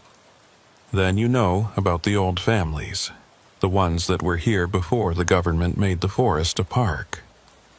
It wasn't really a question, but Eustace nodded anyway. He did know the stories, families that had lived in these hollers since before Kentucky was a state. Forced out when the Daniel Boone National Forest was established, some of them refusing to leave, becoming squatters in their own ancestral homes. "We never left," Zebediah continued, confirming what Eustace had already suspected. "This land's been ours for 200 years. The government says it belongs to them now, but the land knows better. The land knows who its real children are." The others around the table nodded in unison, that disturbing synchronized movement that made them seem like extensions of a single organism. Only Minerva remained still, her eyes fixed on her bowl. "Must be hard living out here without modern conveniences," Eustace said, trying to keep the conversation normal, trying to pretend this was just a backward family and not something far stranger. Prudence made a sound that might have been a laugh but came out more like a cough. "Modern conveniences," she repeated. "That's what destroyed the world outside these woods. Electricity, telephones, automobiles, all of it just ways to separate people from the land, from what's real. But we found a way to stay connected," Zebediah added, and now his pale eyes were definitely brighter, almost luminous in the lamplight.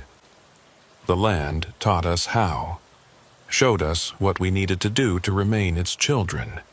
He paused, looking around at his family, all of whom were now staring at Eustace with those same bright eyes. "Would you like to see?" Every instinct screamed at Eustace to say no, to make an excuse, to get out of this house immediately. But he was surrounded, outnumbered, and the darkness outside was complete now. "Maybe after supper," he said, forcing a smile. "That stew's sitting heavy, and I'm pretty tired from the drive." Minerva suddenly stood, the scrape of her chair loud in the quiet room. "I'll show Mr. Pruitt to his room," she said, not looking at her parents. "He must be exhausted." Zebediah's eyes narrowed slightly, but Prudence placed a hand on his arm. "Yes, that's fine, Minerva. The blue room is ready." Eustace followed Minerva up a narrow staircase, the wood creaking under their weight. The upper floor was darker, only a single oil lamp in the hallway providing light. She led him to a room at the end of the hall, opening the door to reveal a sparse but clean space with a bed, a chair, and a small table. The window looked out into complete darkness, not even starlight visible through the glass. "Lock your door," Minerva whispered, so quiet he almost missed it. "No matter what you hear, don't open it until sunrise." Before he could respond, she was gone, moving down the hallway with silent steps. Eustace stood in the doorway for a moment, listening to the murmur of voices from below, then stepped inside and turned the old-fashioned key in the lock.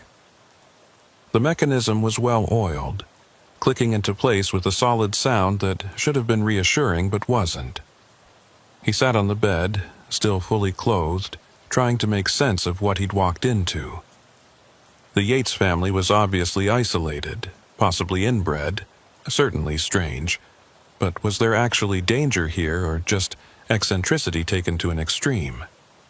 The scratching in the walls had followed him upstairs, louder now, definitely not mice. It sounded deliberate, rhythmic, like something was trying to communicate through the wood itself.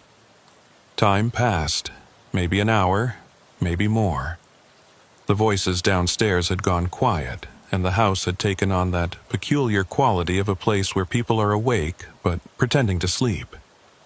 Then he heard footsteps in the hallway, slow and measured. They stopped outside his door, and he could see shadows moving in the gap underneath. The doorknob rattled gently, testing. Eustace held his breath, Minerva's warning echoing in his mind. "Mr. Pruitt," Zebediah's voice came through the door, soft and reasonable. "The family would like to show you something special. Won't take but a moment." Eustace didn't respond, didn't move, barely breathed. The doorknob rattled again, more insistent. "Mr. Pruitt, it's rude to ignore your hosts. We've opened our home to you." More footsteps, multiple sets now, gathering in the hallway. Eustace could hear them breathing, a synchronized sound like a single pair of lungs with multiple mouths.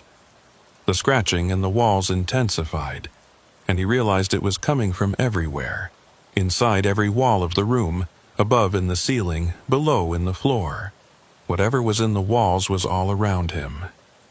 "He's not ready," he heard Minerva's voice, firm and clear. "The land hasn't chosen him. You know the rules, Father. It has to choose." There was a long silence, then Zebediah spoke again, his voice different now, older, like something speaking through him rather than from him. "The land is hungry, daughter. It's been too long since we fed it properly." "Then find another way," Minerva replied. "This one's not right. You can feel it. The land doesn't want him." Another long silence. Then the footsteps began moving away, reluctantly, slowly. The scratching in the walls continued for a while longer. Then it too faded, leaving Eustace alone in the darkness with his racing heart and the terrible certainty that he'd stumbled into something far worse than just a strange family in the woods. Eustace Pruitt didn't sleep that night in the Yates house. He sat on the edge of the bed, still wearing his boots and jacket, listening to the sounds of the old building settling around him. Every creak of wood, every whisper of wind through the gaps in the walls, every distant sound from the forest outside kept him on edge. The scratching in the walls had stopped completely after the family retreated from his door, but somehow the silence was worse. It felt expectant, like the house itself was waiting for something. Around what his watch said was 3 a.m, though time felt different in this place. He heard something new, singing, or something like singing, coming from somewhere below the house. Not from the first floor, but from deeper, as if there was a basement or cellar he hadn't seen. The voices were numerous but synchronized, rising and falling in harmonies that didn't sound quite right to his ears. The words, if there were words, were in no language he recognized. It might have been English twisted by mountain dialect and echo, or it might have been something older, something that predated any European presence in these hills. The singing continued for maybe an hour, growing gradually louder, more intense. At its peak, Eustace could feel it vibrating through the floorboards, traveling up through his boots into his bones. Then it stopped, cut off mid-note as if someone had thrown a switch. The silence that followed was so complete it made his ears ring. He waited, muscles tense, for something to happen, but nothing did. The house remained quiet for the rest of the night, though he never relaxed enough to even close his eyes. First light came as a relief, pale gray, seeping through the window to reveal a view of forest shrouded in morning mist. Eustace stood, his joints protesting after hours of sitting in the same position, and approached the window. The Yates compound looked different in daylight, more run down than sinister. He could see the barn better now, its roof partially collapsed, and what looked like animal pens, though he couldn't see any animals. There was a garden plot, surprisingly well maintained, with autumn vegetables still growing in neat rows. It all looked so normal, so mundane, that he almost convinced himself he'd imagined the strangeness of the night before. A soft knock at his door made him jump. "Mr. Pruitt?" It was Minerva's voice, quiet but clear. "Breakfast is ready. And my father's son from his first marriage, Josiah, he's here with his truck. He can drive you to town after you eat." Eustace unlocked the door to find her standing in the hallway, looking tired but otherwise normal. In the morning light, even her pale eyes seemed less unsettling, more like a genetic quirk than something supernatural. "Thank you," he said, his voice rough from the sleepless night. "Minerva, I need to ask you something. Last night, your family, the things your father said about the land," she held up a hand, stopping him. "Not here," she whispered. "The walls listen. Come to breakfast. Eat quickly. Get to town, don't come back." The urgency in her voice told him more than her words did. Whatever was happening here, she wanted him gone as much as he wanted to leave. The family was already gathered around the table when they came downstairs, but the atmosphere was different from the night before.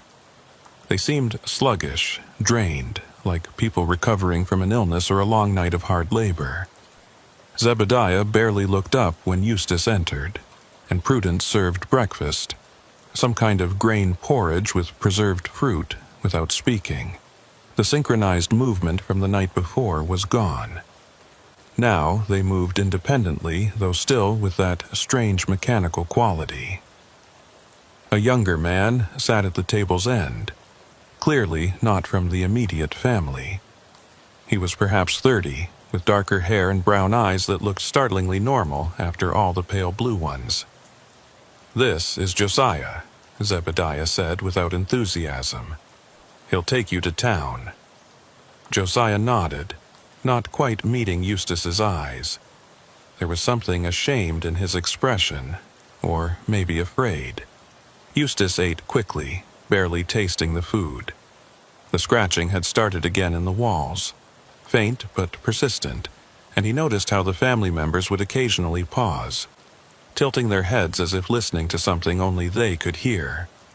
Once, they all turned to look at the same spot on the wall simultaneously, their pale eyes tracking something invisible moving across it. Only Minerva and Josiah didn't participate in these moments of shared attention. "We should go," Josiah said, as soon as Eustace put down his spoon. "Long drive to town, and I got work to get to." His eagerness to leave was palpable. Zebediah's eyes narrowed slightly, but he didn't object. "Thank you for your hospitality," Eustace said, standing. The words felt hollow, ridiculous given the circumstances, but social niceties seemed important somehow, like they might protect him from whatever was really happening here. The walk back through the forest was different in daylight. Eustace could see now that what had seemed like a barely visible path the night before was actually well worn, with steps cut into the steeper sections and logs laid across muddy spots. It was old, this path, older than the Yates family's presence here. The trees around them were massive, ancient oaks and poplars that had probably been here since before European settlement. The forest felt watchful, but not hostile, like it was reserving judgment. His truck sat where he'd left it, looking absurdly modern and out of place on the gravel pull-off. Josiah had brought a beat-up Ford pickup that had seen better decades, rust eating through the wheel wells and doors. "Hop in," he said. And Eustace noticed his accent was different from the rest of the family, less isolated, more touched by the outside world. They drove in silence for the first few miles, Josiah navigating the winding road with the confidence of someone who'd driven it countless times. Finally, when they were well away from the pull-off and the path to the Yates compound, he spoke. "You're lucky Minerva was there. Real lucky.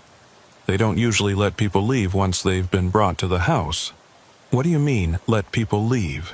Eustace asked, though he wasn't sure he wanted to know the answer. Josiah was quiet for a long moment, his hands tight on the steering wheel. "My father, Zebediah, he found something in those woods when he was young. Or something found him. Changed him, changed the whole family. Well, the ones that stayed, anyway. My mother, his first wife, she got me out when I was 10, saw what was happening and ran. But the others..." He trailed off, and Eustace could see him struggling with how much to say. "The others stayed," Eustace prompted. Josiah nodded. "They feed it. Whatever's in those woods, under that land, they feed it. Animals mostly, deer and such. But sometimes..." He stopped again, shaking his head. "Sometimes hikers go missing in the Daniel Boone. Cars break down on this road and people vanish. Not often, maybe once every few years, but enough." The implication hung heavy in the truck's cab. Eustace thought about the meat stew from the night before, its unfamiliar taste, and his stomach turned. "Was I..." He started, but couldn't finish the question. "You were supposed to be," Josiah admitted. "Your truck breaking down right there, that wasn't coincidence. The land, it can do things, mechanical things especially. It can make them fail. It's been getting stronger, hungrier, but Minerva, she's different. She's resisted it somehow, kept some part of herself separate. She convinced them you weren't right, that the land hadn't chosen you." "Why does she stay?" Eustace asked. "If she knows what they're doing, why doesn't she leave?" Josiah's expression darkened. "You can't leave if you've been claimed. The few who've tried, the land brings them back. Dead or alive, it brings them back. Minerva's been claimed since birth, born into it. She's trapped, but she does what she can to minimize the damage, to save people when possible." They were approaching the outskirts of a small town now, buildings appearing through the trees. Eustace could see a gas station, a diner, normal signs of civilization that seemed almost miraculous after the night he'd had. "What should I do?" he asked. "Should I report this to someone?" Josiah laughed, bitter and short. "Report what? That a strange family in the woods made you uncomfortable? That you think something's living under their land? They've been there for generations. Local law knows to stay away. State police won't find anything if they look. The land hides what it wants hidden. He pulled into the gas station and parked. There's a mechanic here who can arrange a tow for your truck. Don't go back for it yourself. Let someone else handle it, someone who doesn't know where you spent the night. He paused, then reached into his pocket and pulled out something wrapped in cloth. Minerva wanted me to give you this. Said it might help if the land tries to follow you. Eustace unwrapped the cloth to find a small piece of wood, carved with symbols he didn't recognize. It was warm to the touch, almost uncomfortably so. "What is it?" he asked, but Josiah was already backing away. "I don't know, and I don't want to know. Minerva knows things, old things. If she says it'll help, it probably will. Just don't come back to this part of Kentucky. Ever. The land has a long memory, and it doesn't like being denied." With that, Josiah got back in his truck and drove away, leaving Eustace standing in the gas station parking lot with the carved wood in his hand and the memory of the night burning in his mind. He arranged for the tow, caught a ride to the next town where he could rent a car, and eventually made it to Hazard to explain the delay to his employer. But he never forgot the Yates family, never stopped wondering about Minerva trapped in that house, never stopped feeling grateful for whatever instinct or intervention had saved him from becoming another missing person in the Daniel Boone National Forest. The carved piece of wood sat on his dashboard for the rest of his trucking career, a reminder and a warning. And he kept his promise to Josiah, never driving through that part of Kentucky again, even when it would have saved hours on a run. Some shortcuts, he'd learned, cost more than time. Some roads led to places that existed outside the normal world, where different rules applied and different hungers needed to be fed. But the story didn't end there. 3 years after his night at the Yates compound, Eustace was at a truck stop in Tennessee when he overheard a conversation that made his blood run cold. 2 drivers were discussing a colleague who'd gone missing on Route 15 through the Daniel Boone National Forest. His truck had been found on a gravel pull-off, engine seized, no sign of the driver. The description of the location was unmistakable. It was the same spot where Eustace's truck had broken down. He inserted himself into the conversation, trying to sound casual. "Route 15 can be tricky," he said. "Lots of places to break down with no cell service." One of the drivers, an older man with a gray beard, nodded. "That's what's strange about it." Mike was experienced, knew these roads, and his truck was new, well-maintained. No reason for the engine to seize like that. The other driver, younger and clearly spooked, added, "State police found something weird too. Footprints leading into the forest, but they just stopped about 50 feet in, like he vanished into thin air." Eustace felt the carved wood in his pocket grow warm. He'd taken to carrying it with him always, not just leaving it in whatever truck he was driving. "Did he have family?" he asked, though he wasn't sure why it mattered. "Wife and 2 kids," the older driver said sadly. "Company's organizing a search party, going out this weekend. A lot of volunteers signed up." Eustace knew he should stay away, knew that returning to that area was dangerous, but he also knew what had likely happened to Mike, and he couldn't let others walk into the same trap. "I'll volunteer," he heard himself saying. "I know that area pretty well." That weekend, he found himself back on Route 15, part of a convoy of vehicles heading to the search staging area. The carved wood in his pocket was almost painfully hot now, and he could feel something in the air, a presence that recognized him. As they passed the pull-off where Mike's truck had been found, and where his own had broken down 3 years earlier, Eustace saw something the others didn't. A figure standing at the forest's edge, barely visible in the morning mist. It was Minerva, looking exactly as she had 3 years ago, not aged a day. She met his eyes across the distance, and he saw her lips move, forming a single word. No. Then she was gone, vanished into the forest as if she'd never been there. But her warning was clear. The search party was in danger. The land was hunting, and it wouldn't be satisfied with just Mike. The search was organized with military precision, groups of 4 spreading out through the forest in a grid pattern.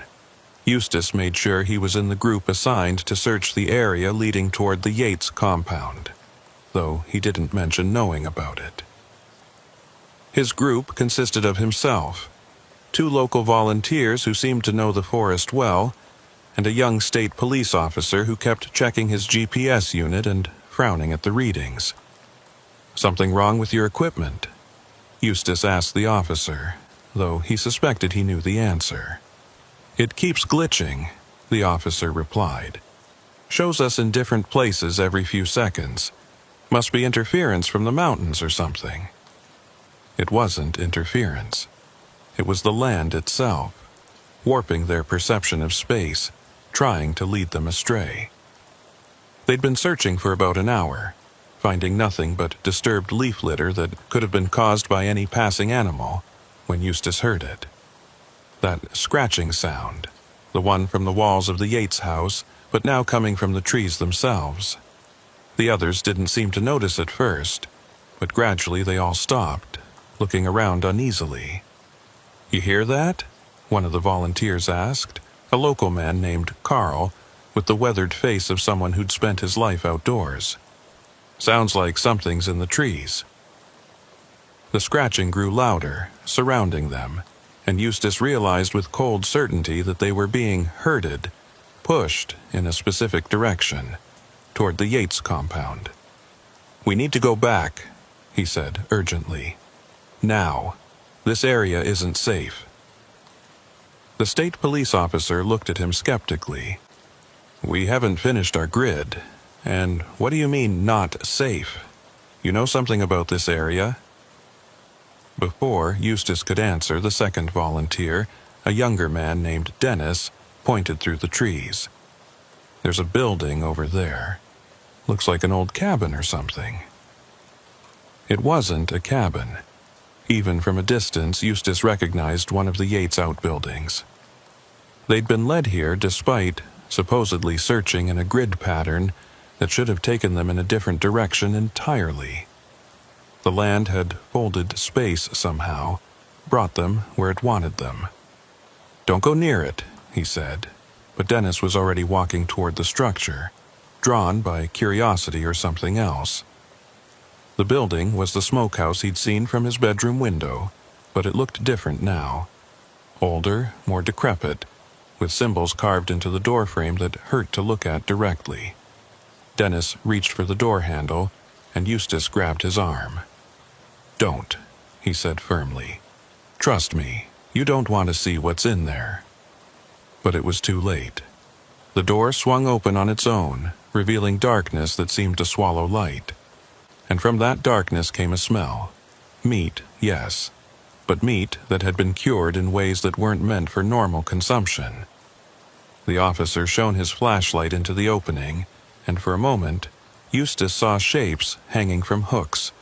Shapes that were the wrong size and configuration to be deer or cattle. The officer stumbled backward, his face pale. "Jesus Christ," he whispered. Are those?" He didn't finish the sentence, didn't need to. They all knew what they were looking at. Carl was already on his radio calling for backup, his voice shaking, but the radio produced only static.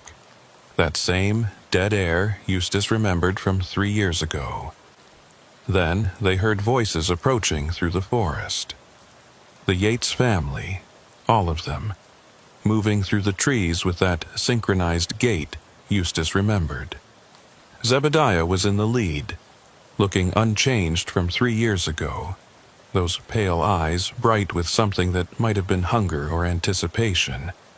Behind him came Prudence and the others, all except Minerva. "You brought them back," Zebediah said to Eustace, his voice carrying that same otherworldly resonance. "The land remembers you. It's been calling for you. The family spread out, surrounding the search party, moving with predatory precision. The scratching in the trees intensified, and Eustace realized it was coming from inside the trees, from things living in the wood itself. "Run," he told the others, pulling out the carved wood Minerva had given him. It was burning hot now, almost too hot to hold, but he gripped it tight. "Run, and don't look back." But where could they run? The forest around them seemed to shift and change, paths appearing and disappearing, distances becoming fluid. Carl tried to move toward what should have been the way back, but somehow ended up closer to the smokehouse. Dennis turned to run in the opposite direction, but found himself facing the Yates family again. The officer pulled his service weapon, pointing it at Zebediah with shaking hands. "Stay back," he warned. "I'll shoot." Zebediah smiled. An expression that looked wrong on his face, like something pretending to be human had learned the gesture but not the emotion behind it. "Bullets don't harm what we serve," he said.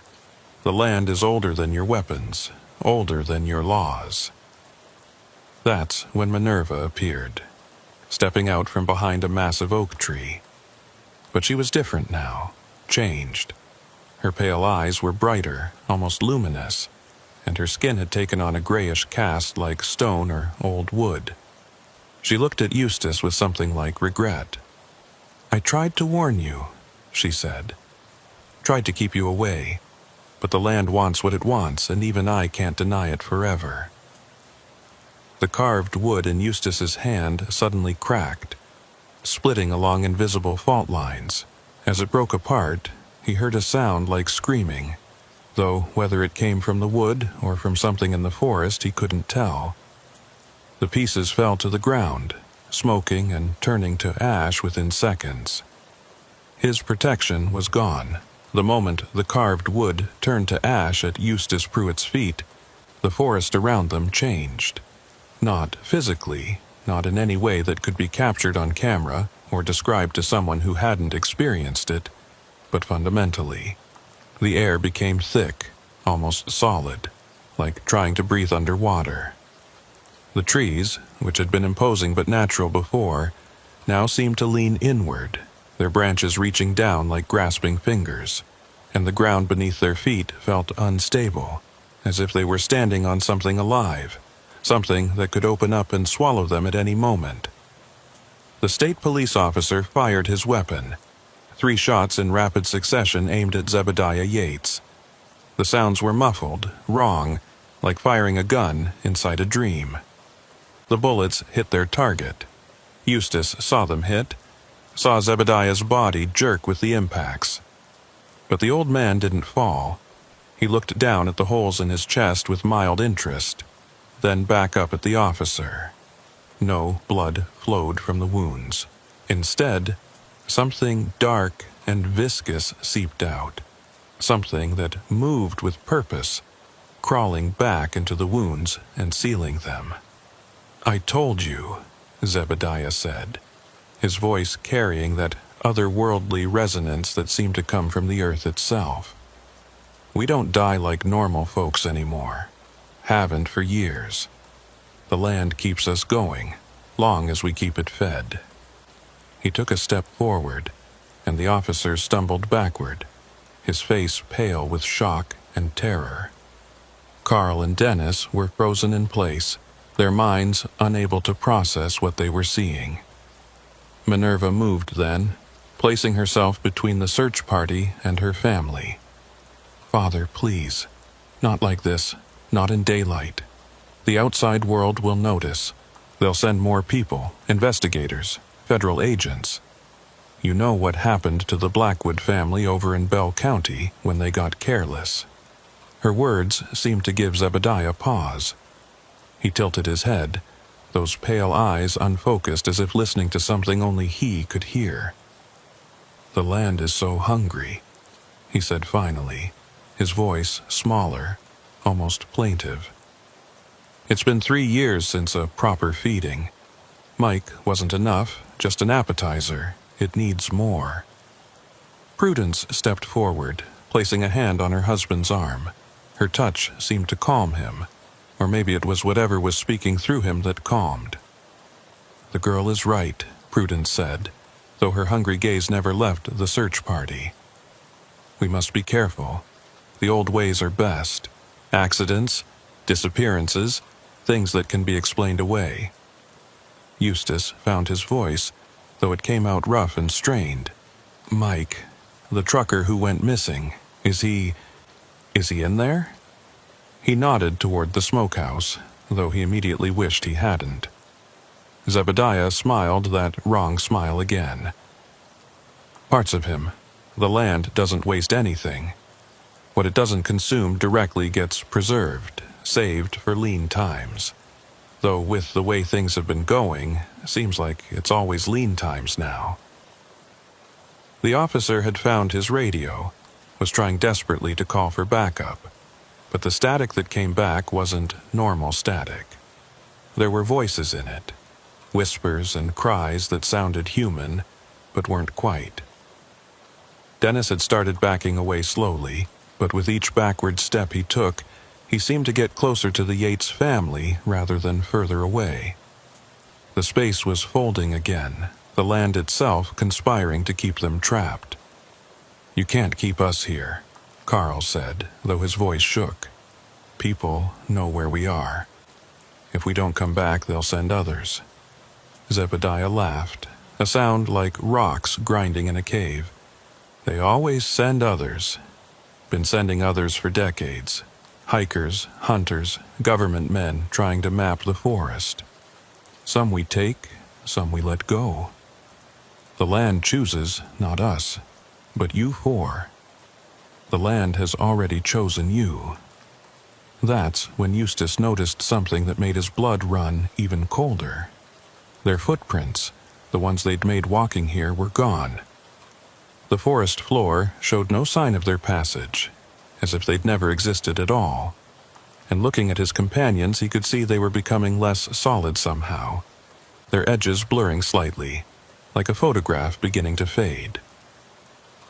"It's taking us," he said, understanding flooding through him. "The land is absorbing us, making us part of itself." Minerva nodded sadly. "It starts slow, but once it begins, there's no stopping it, unless—" She trailed off, looking at her family, seeming to weigh something in her mind. Then she turned back to Eustace. "There is a way, but it requires a trade. The land must be fed, one way or another." "Minerva!" Prudence's voice was sharp, warning. "You know the rules. You know what happens to those who break the covenant." But Minerva stood firm, and for the first time Eustace saw real defiance in her pale eyes. "I'm tired, Mother. Tired of the feeding, tired of the killing, tired of being trapped in this cursed existence. I was born into this, never had a choice. But maybe I can give these men one." She reached into her dress and pulled out something that made the entire Yates family recoil. It was a root, gnarled and ancient-looking, pulsing with a faint light that hurt to look at directly. "This is from the heart of it," she said. "From the thing that lives under our land. The thing my father found all those years ago. It's what binds us, what keeps us alive long past when we should have died, what gives the land its hunger." Zebediah lunged for her, moving with inhuman speed, but Minerva was ready. She threw the root to Eustace, and the moment it touched his hands, the world exploded into sensation. He could feel the forest, every tree, every leaf, every creature living in it. But underneath that he could feel something else, something vast and ancient and utterly alien. It wasn't evil exactly, but it was hungry in a way that human minds weren't meant to comprehend.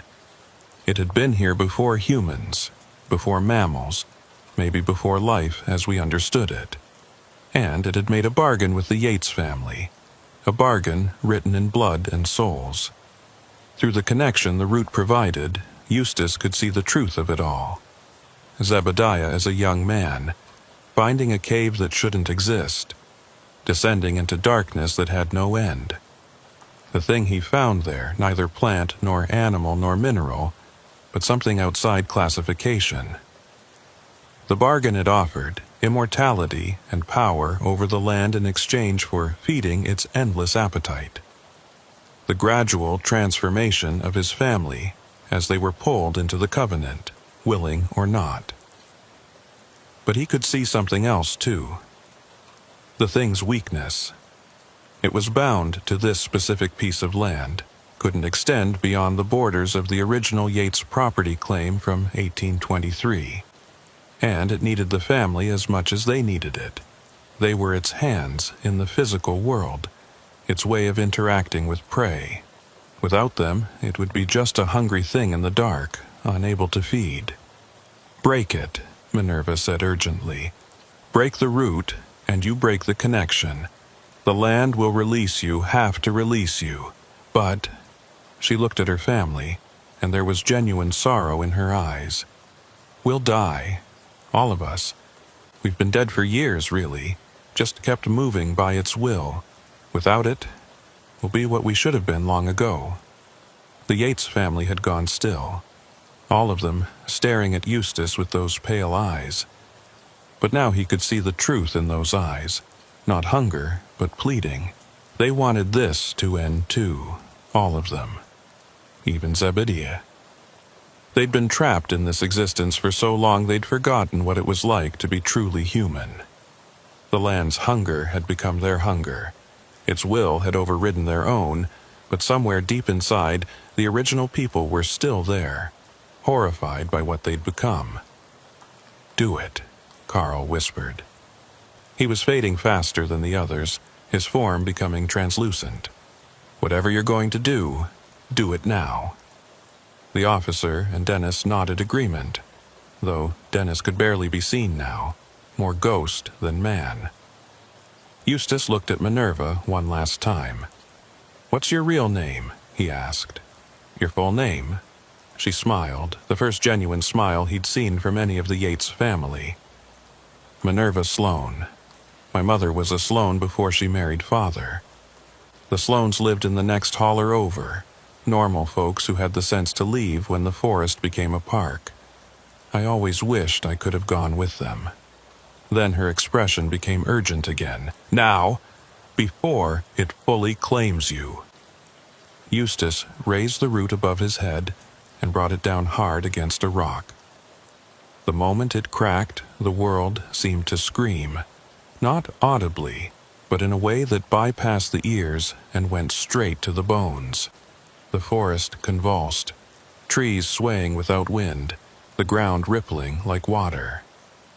The Yates family collapsed as one, their bodies aging decades and seconds, flesh withering, bones becoming visible through papery skin. But on their faces Eustace saw peace. The thing underground roared its fury, and for a moment, Eustace could see it clearly through the connection provided by the broken root. It was vast, a network of something like roots or veins spreading beneath the entire property, all leading to a central mass that pulsed like a heart made of shadow and hunger. It reached for him through the connection, trying to pull him down into itself, to make him the new anchor for its existence. But Minerva, even as her body crumbled to dust, spoke one last word. It was in a language Eustace didn't recognize, older than English, older than any human tongue. The word severed the connection, sent the thing reeling back into its cave, into its darkness. The forest stopped convulsing. The ground became solid again, and suddenly Eustace could breathe properly for the first time since the wooden charm had burned to ash. Carl, Dennis, and the officer solidified, their forms becoming real and present again. They stood in a circle, looking at where the Yates family had been. All that remained were piles of ancient cloth and bones that looked like they'd been lying there for decades. The smokehouse had collapsed, whatever horrors it contained buried under rotting wood. The other buildings were falling apart too, aging years and seconds, returning to the ruins they should have been. "What the hell just happened?" the officer asked, his voice barely above a whisper. What was that thing?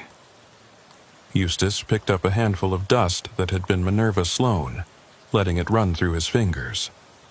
Something that should have stayed buried, he said. Something that fed on human lives to maintain its existence in our world. The Yates family found it, or it found them, and they've been feeding it ever since. But it's over now? Carl asked hopefully. Eustace wasn't sure how to answer. The thing was still down there, he could feel it. Weak, but not dead. It would sleep now, maybe for decades, maybe for centuries. But eventually, someone else would find that cave. Someone else would hear its whispers, its promises, and the cycle would begin again.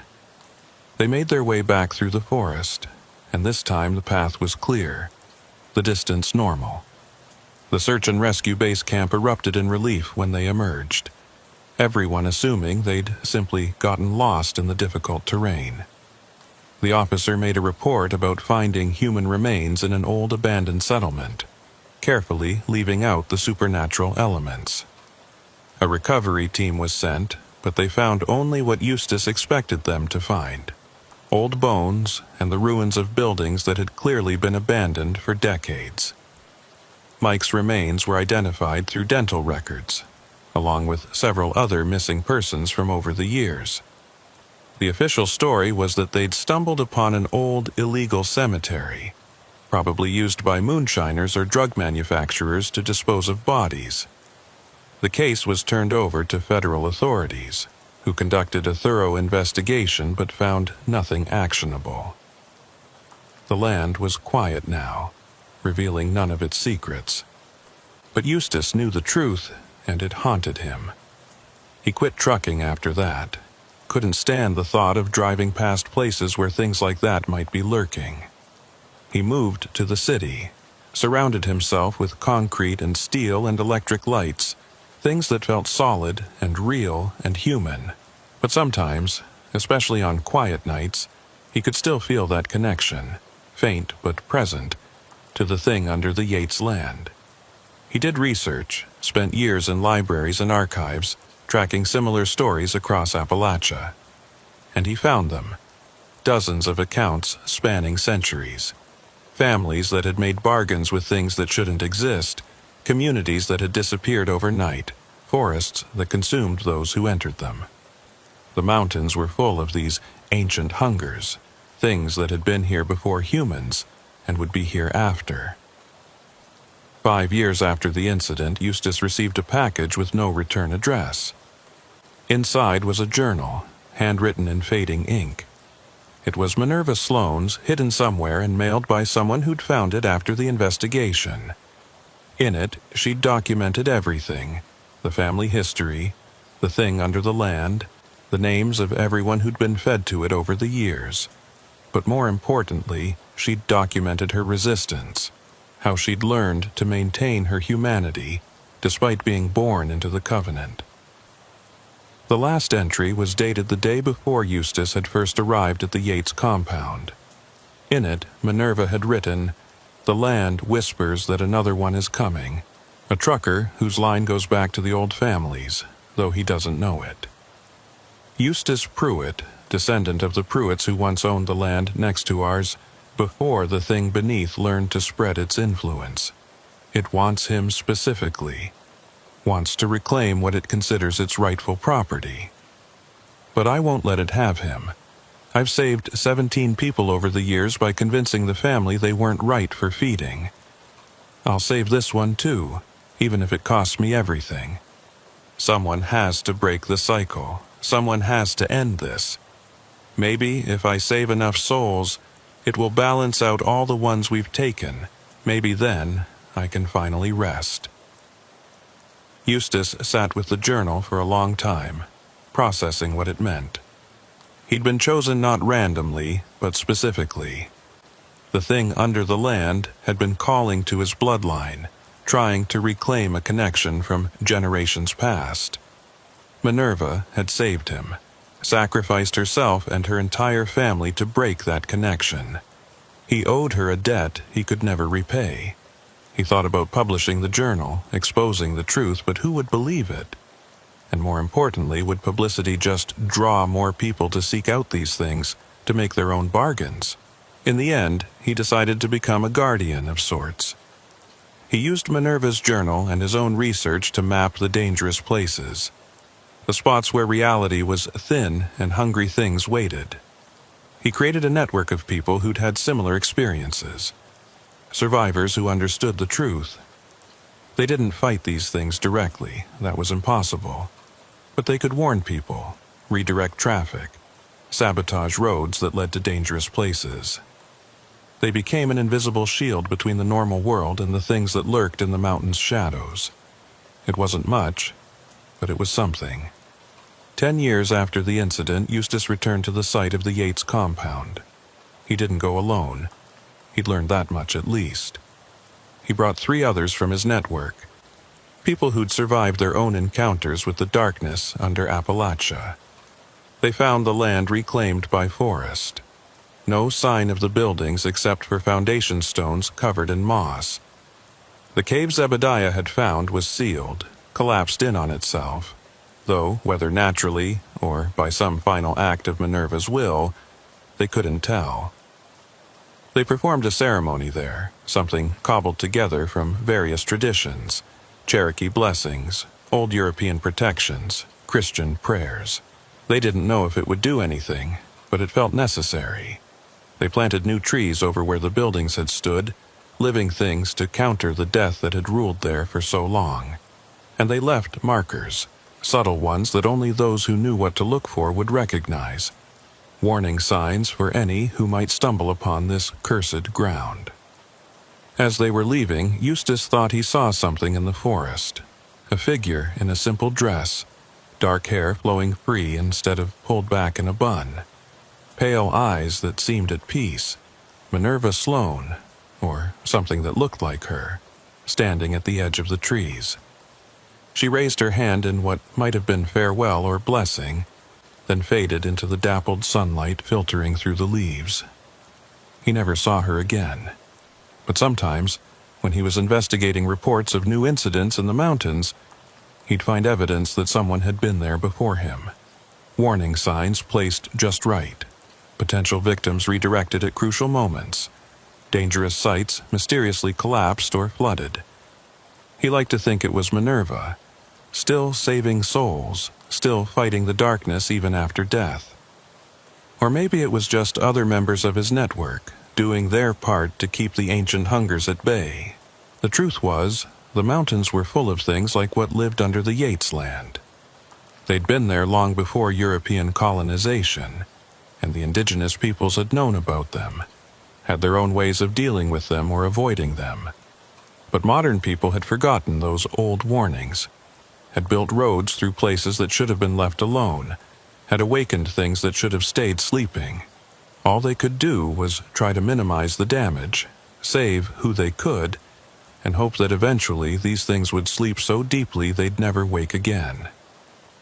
It wasn't much of a hope, but it was all they had. And sometimes, on good days, when they managed to save someone who would have been lost, it felt like enough. Eustace kept driving for a few more years after returning to trucking, but he was selective about his routes. He avoided Kentucky entirely, and certain parts of West Virginia, Tennessee, and Virginia. He kept Minerva's journal with him always, along with a new charm, this one made by a Cherokee elder who understood the old ways of protection. He never had another encounter with the things under the mountains, though he sometimes felt them watching, waiting, testing the boundaries of his protection. When he finally retired for good, he settled in a small town at the foot of the mountains, close enough to monitor but far enough to be safe. He became a local legend of sorts, the old trucker who knew all the stories, all the dangerous places, all the things to avoid. Young drivers would come to him for advice, and he'd tell them which routes to take and which to avoid, though he rarely explained why. Most thought he was just superstitious, but a few recognized the truth in his warnings and listened.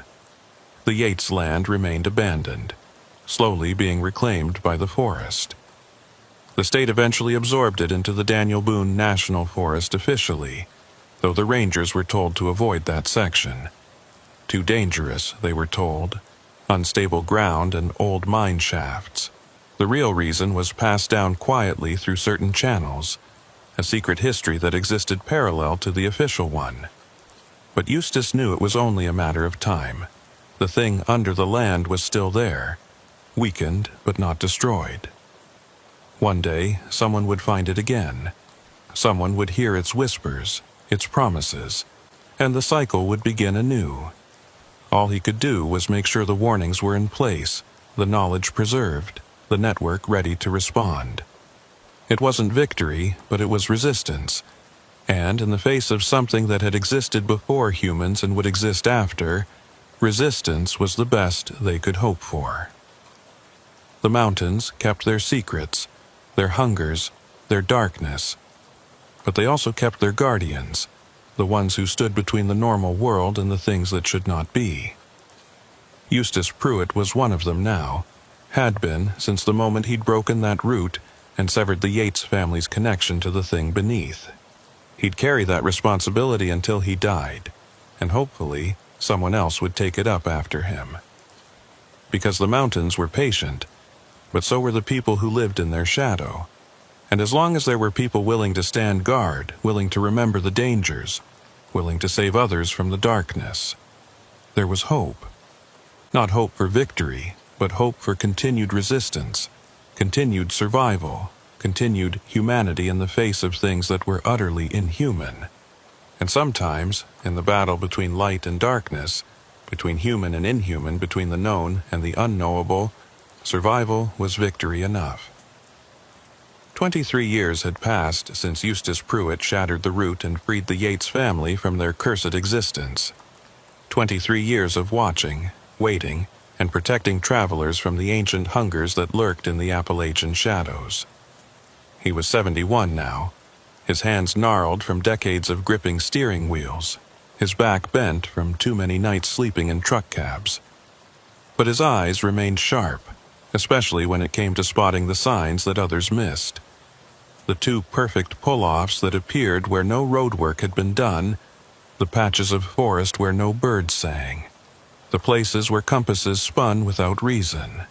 He lived alone in a cabin he'd built himself on the outskirts of Hazard, positioned strategically where he could monitor 3 different routes that led through dangerous territory. His walls were covered with maps, hundreds of them, marked with red X's where incidents had occurred, yellow circles where suspected activity had been reported, and green check marks where successful interventions had taken place. The network he'd helped establish had grown to over 200 members across 6 states, all of them survivors or descendants of survivors, all committed to keeping the darkness at bay. It was a Thursday evening in late autumn when everything changed. Eustace was reviewing reports from other network members when his phone rang. The caller ID showed a number he didn't recognize, but the area code was from deep in the Kentucky mountains, from the region around where the Yates compound had been. He answered with the wariness that had kept him alive all these years. "Mr. Pruitt?" The voice was young, female, nervous. "My name is Rebecca Sloan. I was Minerva Sloan's cousin, from the branch of the family that left the holler back in the 60s. She kept journals, lots of them, hidden all over. We've been finding them as we renovate the old family properties. She wrote about you, about what you did. I think we need your help." Eustace's blood ran cold. He'd thought the Sloan family was safely removed from all this, the smart branch that had gotten out before things went bad. "What kind of help?" he asked carefully. "Something's happening on the old Yates land. I know it's supposed to be abandoned, absorbed into the national forest, but people have been seeing lights there at night, and there's been construction equipment moving in during the day, even though there's no official project approved. My husband works for the Forestry Service, and he says none of this is authorized. But when he tried to investigate, his supervisors told him to ignore it, said it was classified." Classified. That word sent alarm bells ringing in Eustace's mind. Over the years, he'd encountered hints that certain elements within the government knew about the things in the mountains. Not officially, of course, but through back channels, black budgets, programs that didn't officially exist. They usually had the sense to leave these things alone, to maintain the barriers that kept the ancient hungers contained. But sometimes, someone got ambitious, thought they could harness or control these forces. "Have any people gone missing?" he asked, though he suspected he knew the answer. 3 in the last month, Rebecca confirmed. All contractors who were working on whatever's being built out there. The companies say they quit, moved away suddenly, but their families haven't heard from them. And there's something else. I've been having dreams, Mr. Pruitt. Dreams where Minerva talks to me, warns me. I know how that sounds, but in my family, we've learned not to ignore such things. Eustace was already reaching for his jacket. "Where can we meet?" They arranged to meet at a diner in Jackson, a small town about 20 miles from the old Yates property. Eustace made 3 phone calls before leaving. One to Marcus Blackwood, a former Marine who'd had his own encounter with something ancient in the Tennessee mountains and now served as the network's de facto military advisor.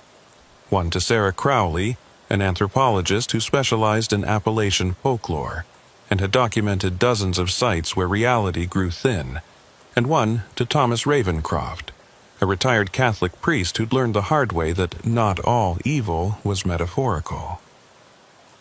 The diner was nearly empty when Eustace arrived, just a few locals nursing coffee and avoiding eye contact. The way people did in places where everyone knew everyone else's business but pretended not to. Rebecca Sloane was easy to spot. She had the same dark hair as Minerva, the same determined set to her jaw, though her eyes were brown instead of that unsettling pale blue.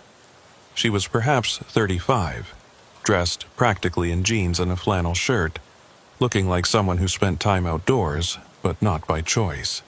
"Thank you for coming," she said as he sat down. She'd already ordered coffee for both of them, and Eustace noticed her hands shook slightly as she lifted her cup. "I wasn't sure you'd believe me. Most people think I'm crazy when I talk about this stuff." "I believe you," Eustace said simply. "Tell me everything." Rebecca pulled out a tablet, swiping through photos she'd taken. They showed construction vehicles on roads that shouldn't exist. Prefab buildings being assembled in clearings that had been solid forest just months before. But what caught Eustace's attention were the symbols painted on some of the equipment.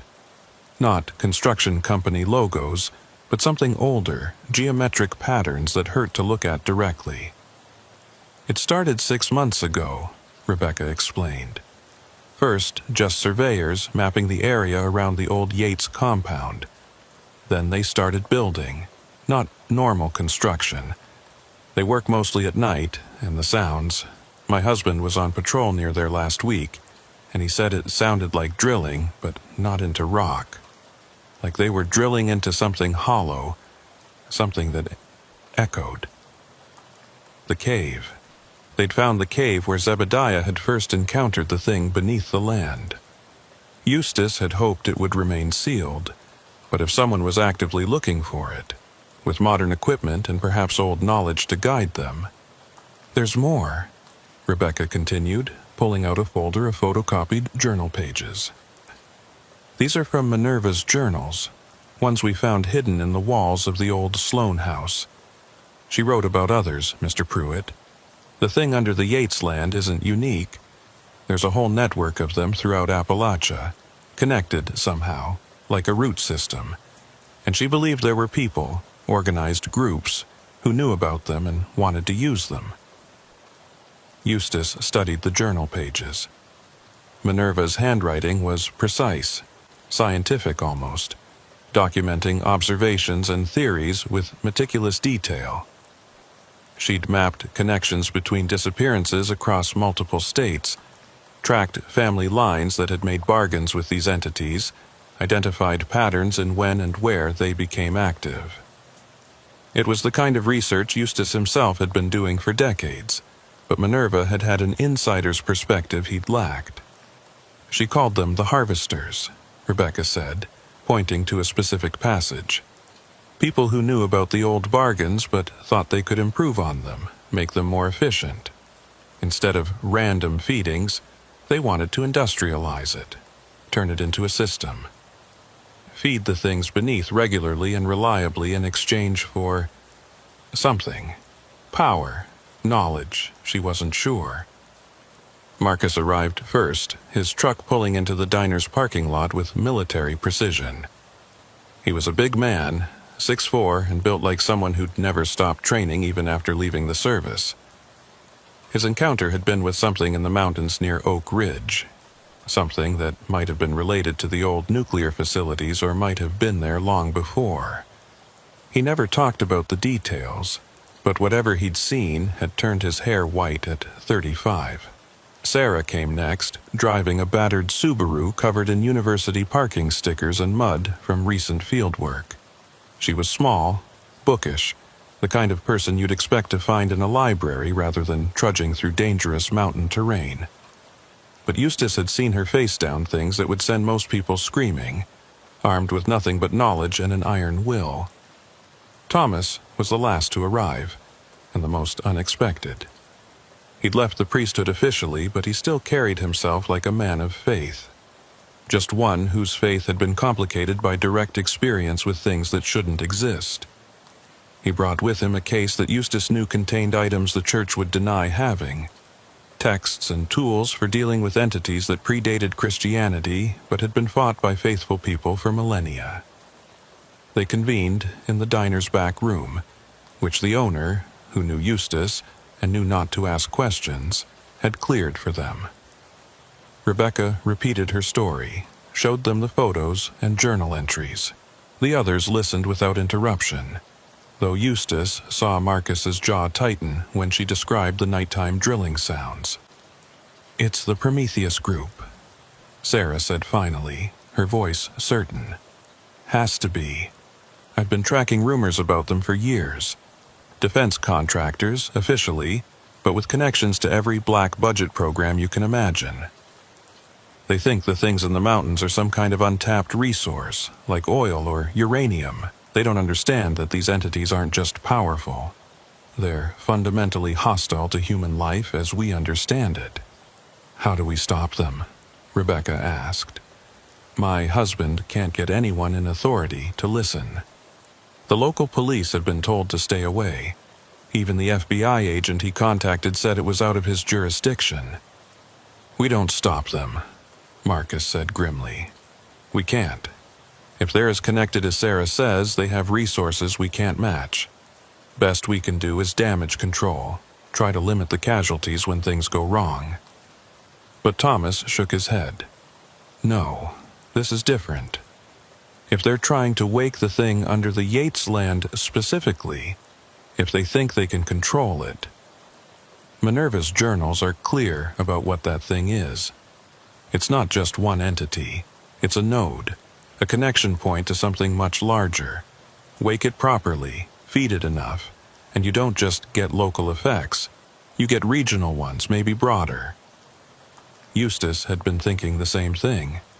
During his encounter 23 years ago, when he'd held the root and felt the thing's true nature, he'd sensed vast connections spreading out like a web.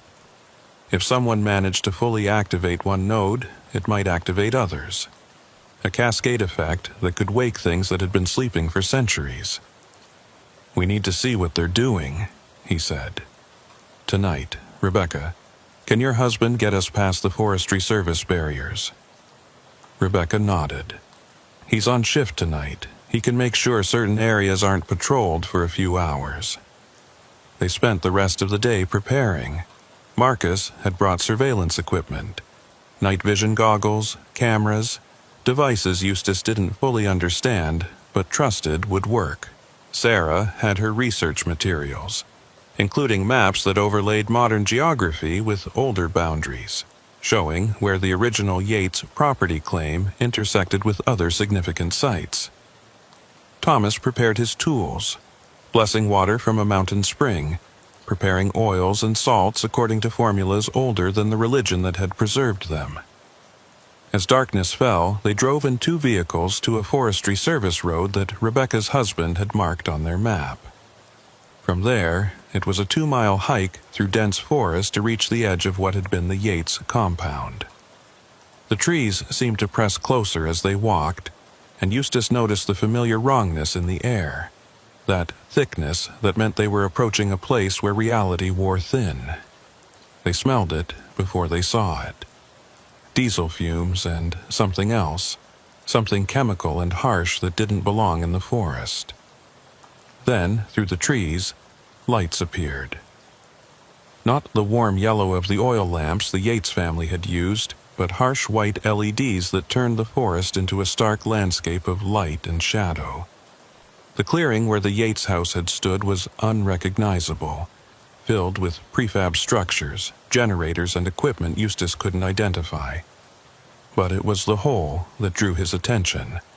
Where the old smokehouse had been, they'd excavated down, creating a shaft perhaps 30 feet wide that descended into darkness. Metal scaffolding lined the sides and cables ran down into the depths. The drilling Rebecca had mentioned wasn't into rock. They were drilling into the cave system beneath, expanding it, creating easier access to what lay below. "Jesus Christ," Marcus whispered, his night vision goggles pushed up onto his forehead. "They're strip mining it. Whatever's down there, they're trying to extract it." There were people working even at this hour, figures in hazmat suits moving around the hole's edge, checking equipment, taking readings from devices arranged in ritual-looking patterns around the excavation. And there were others, people who stood perfectly still at regular intervals around the perimeter. Guards, Eustace thought at first, but then he noticed how they stood, that familiar, unnatural stillness he remembered from the Yates family. "Those aren't guards," he said quietly. "Those are offerings. People who've already been claimed." Sarah was taking photos with a camera that didn't flash, documenting everything. "Look at the arrangement of the equipment," she said. "It's not random. They're recreating something. A pattern from... God, I think it's from the Dee manuscripts. John Dee, Elizabeth Verster's court magician. He claimed to have communicated with entities he called angels, but which were almost certainly something else." A sound from the hole drew their attention. Not mechanical, but organic, like breathing from massive lungs. The workers seemed excited by it, clustering around their equipment, taking readings. One of them, apparently a supervisor, was talking on a radio, his voice carrying in the still night air. "Yes, sir, we have response. The entity is reacting to the feeding schedule as predicted. 3 subjects integrated successfully, showing signs of transformation. We should be ready for full activation within 48 hours. Full activation. Eustace felt sick thinking about what that might mean. They'd fed 3 people to the thing already, and were planning something bigger. Much bigger. "We need to get closer," Thomas said. "I need to see what they're using for containment. If they think they can control this thing with technology alone, they're fools. But if they have someone who actually understands the old ways..." They circled around, staying in the tree line, trying to get a better view of the operation. As they moved, Eustace noticed something that made his blood run cold. Carved into trees at regular intervals were symbols, not the geometric patterns from the equipment, but older markings, ones he recognized from Minerva's journals. Someone had been here before the Prometheus group, someone who understood the true nature of what lay beneath. They found a position on a slight rise that gave them a view down into the excavation. The shaft descended perhaps 50 feet before opening into a natural cave system. LED strips had been mounted along the walls, illuminating passages that branched off in multiple directions. But it was what was at the bottom that made them all freeze. It was moving. The thing that Zebediah Yates had found all those years ago wasn't just alive, it was growing. What Eustace had sensed through the root as a network of veins or roots was actually more like a fungus, spreading across the cave floor and up the walls in patterns that hurt to follow with the eye. It pulsed with bioluminescence, a sickly green-white that made the LED lights seem warm by comparison. And where it was thickest, where multiple strands converged, there were shapes, human shapes, partially absorbed into the mass, some still moving slightly. "The missing contractors," Rebecca whispered, horrified. But that wasn't the worst part. The thing was responding to the Prometheus group's ministrations, growing toward the feeding points they'd established, following the patterns they'd laid out. They were training it, Eustace realized, teaching it to respond to their commands like some kind of monstrous pet. But you couldn't domesticate something like this. You couldn't make bargains with it that you controlled. The Yates family had learned that, had become slaves to its hunger even as they thought they were its partners. "Sir, we have a problem." One of the workers was staring at a tablet, his voice urgent. "Seismic sensors are picking up movement. Not from our site, from the secondary sites, all of them, simultaneously." The secondary sites. Eustace's worst fears were being realized. They weren't just waking the thing under the Yates land. They were waking the entire network. "How many sites?" the supervisor demanded. 7 confirmed, possibly more. Kentucky, West Virginia, Tennessee, Virginia. They're all showing activity. The supervisor was silent for a moment, then spoke into his radio. "Accelerate the timeline. We proceed to full activation tonight." "No," Sarah breathed. "They can't. If all those sites activate at once..." She didn't need to finish. They all understood it would be a cascade, each awakening triggering others, spreading through the mountains like a wave. Every old bargain would be renewed. Every sleeping horror would wake. Every thin place would rupture. "We have to stop them," Thomas said, already reaching for his case. "I don't know if we can, but we have to try." Marcus was more practical. 5 of us against a full operation? We'd need an army." "We don't need an army," Eustace said slowly, an idea forming. "We need Minerva." They all looked at him like he'd lost his mind. "Minerva's dead," Rebecca said gently. "Has been for 23 years. "Her body died," Eustace agreed.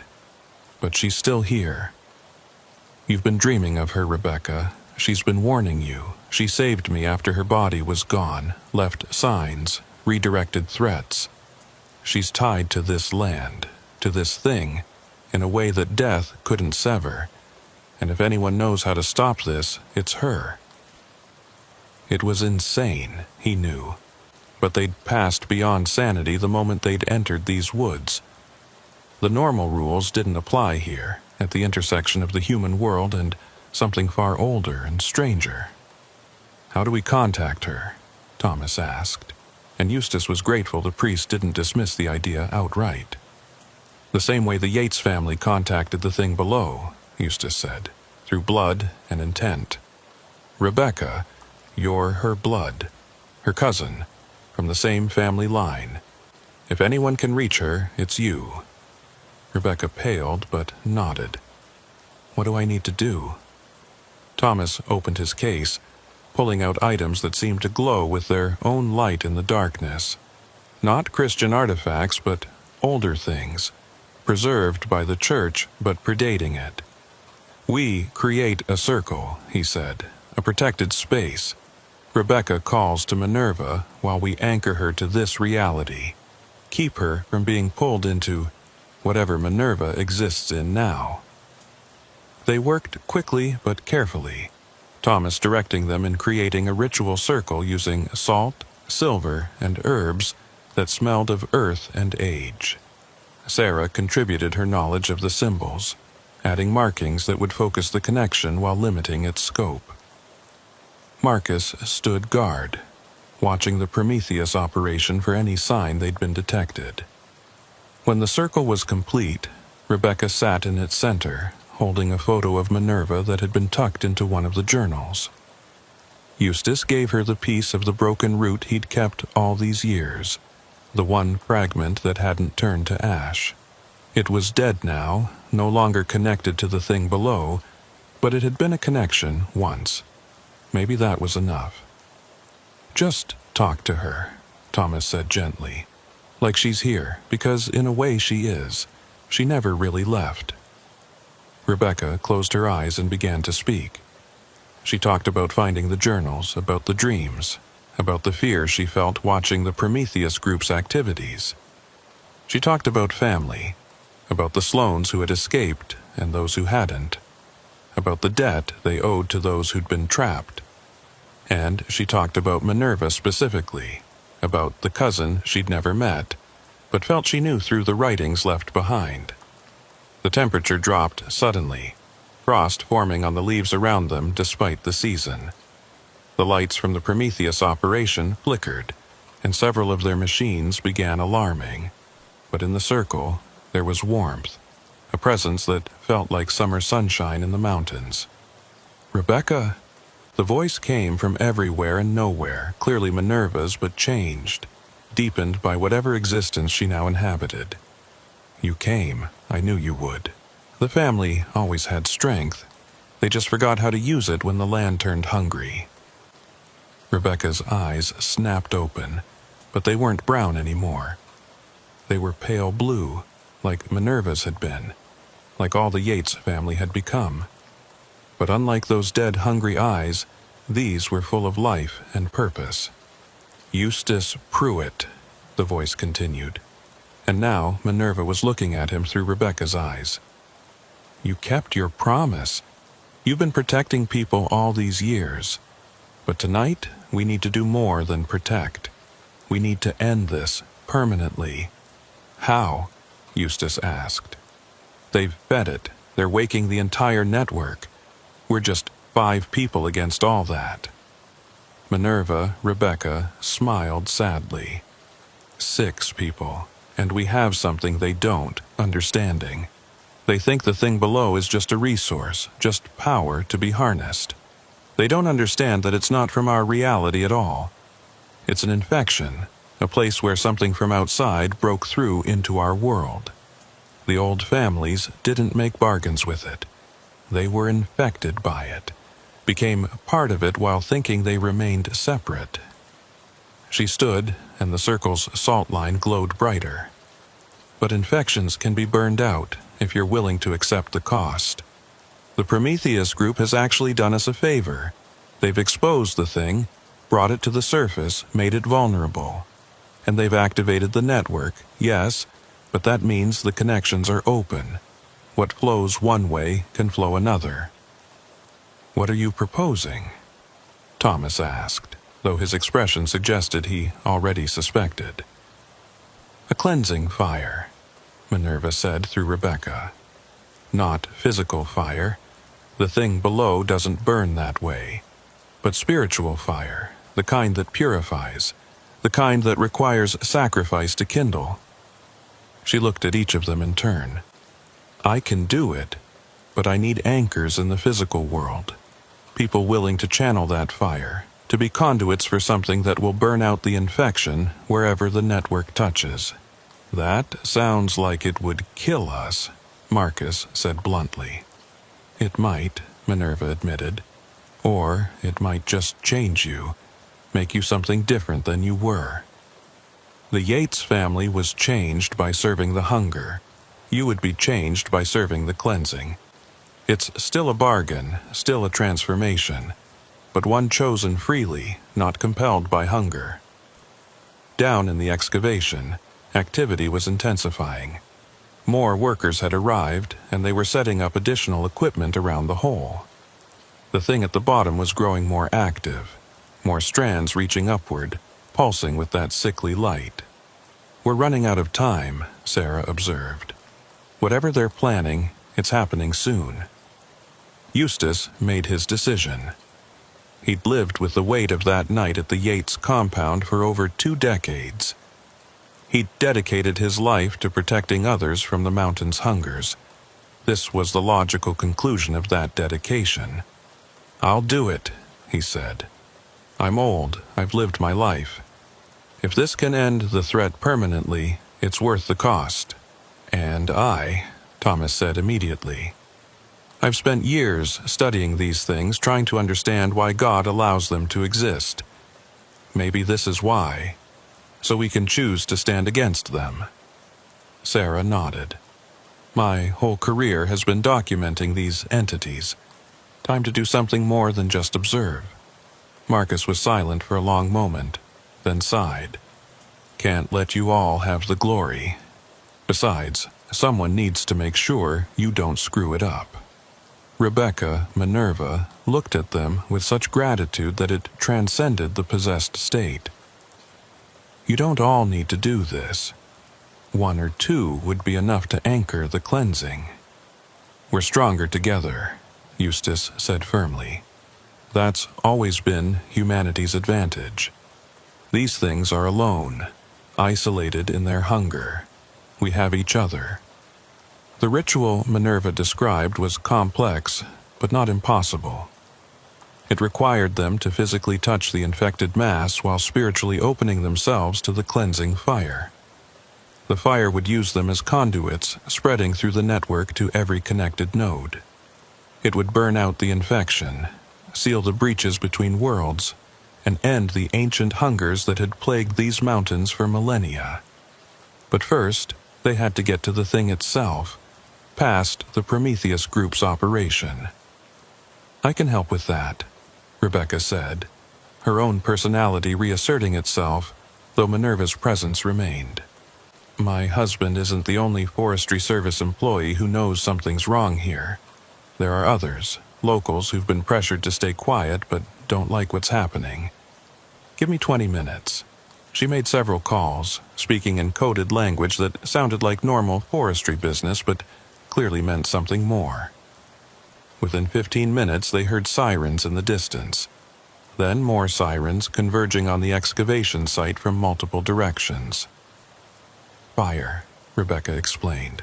"Reported forest fire near the operation. Every agency in 3 counties is responding. They'll have to evacuate, at least temporarily." The Prometheus Group tried to resist the evacuation order, but even they couldn't openly defy a dozen fire departments and the state police. They pulled back, taking their essential equipment, but leaving the site itself accessible. They clearly planned to return as soon as the false alarm was resolved. The 5 of them moved quickly, descending into the excavation while the emergency responders were still arguing with the Prometheus supervisor about jurisdiction. The shaft was worse up close, the walls slick with something that wasn't quite fungus, wasn't quite flesh, but something between. The metal scaffolding was already being consumed by it in places, dissolved and incorporated into the growing mass. At the bottom, the thing's true nature was revealed. It wasn't a single entity but a colony, millions of tiny organisms acting as one vast hunger. Where it had absorbed the contractors, Eustace could see the process. Not digestion, but transformation, converting human flesh into more of itself while keeping just enough of the original pattern to maintain a mockery of human form. "This is it," Minerva said through Rebecca. "Form a circle, each of you touching the mass. I'll provide the spark, but you need to be the channels. And remember, don't fight the fire. Let it flow through you.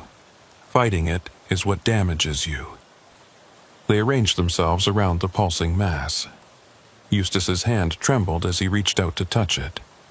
The sensation was horrific, cold and hungry, trying immediately to begin the process of absorption. He felt his skin beginning to change, to become something not quite human. Then the fire came. It started as warmth in his chest, where his heart beat with very human rhythm. Then it spread, following his blood vessels, his nervous system, every pathway that made him who he was. But instead of consuming him, it seemed to be using him as a lens, focusing through his humanity into the inhuman mass he was touching. The thing below screamed, not audibly, but psychically, a sound that reverberated through the network of connections it had established over centuries. Eustace felt those connections clearly now, could sense every node, every place where the infection had taken hold. The Yates compound was just one of dozens, scattered through the Appalachians like cancer cells and otherwise healthy tissue. Through the fire, he heard the others. Thomas was praying, not in Latin, but in something older, words that predated Christ but served the same purpose, acknowledging something greater than human existence while affirming humanity's right to exist. Sarah was reciting names, every person she'd documented who'd been lost to these things, making their deaths mean something by remembering them. Marcus was silent, but his presence was like bedrock, solid and unmovable, an anchor that kept them all grounded. And Rebecca Minerva was the fire itself, burning away the infection with a fury born of 23 years of helpless observation.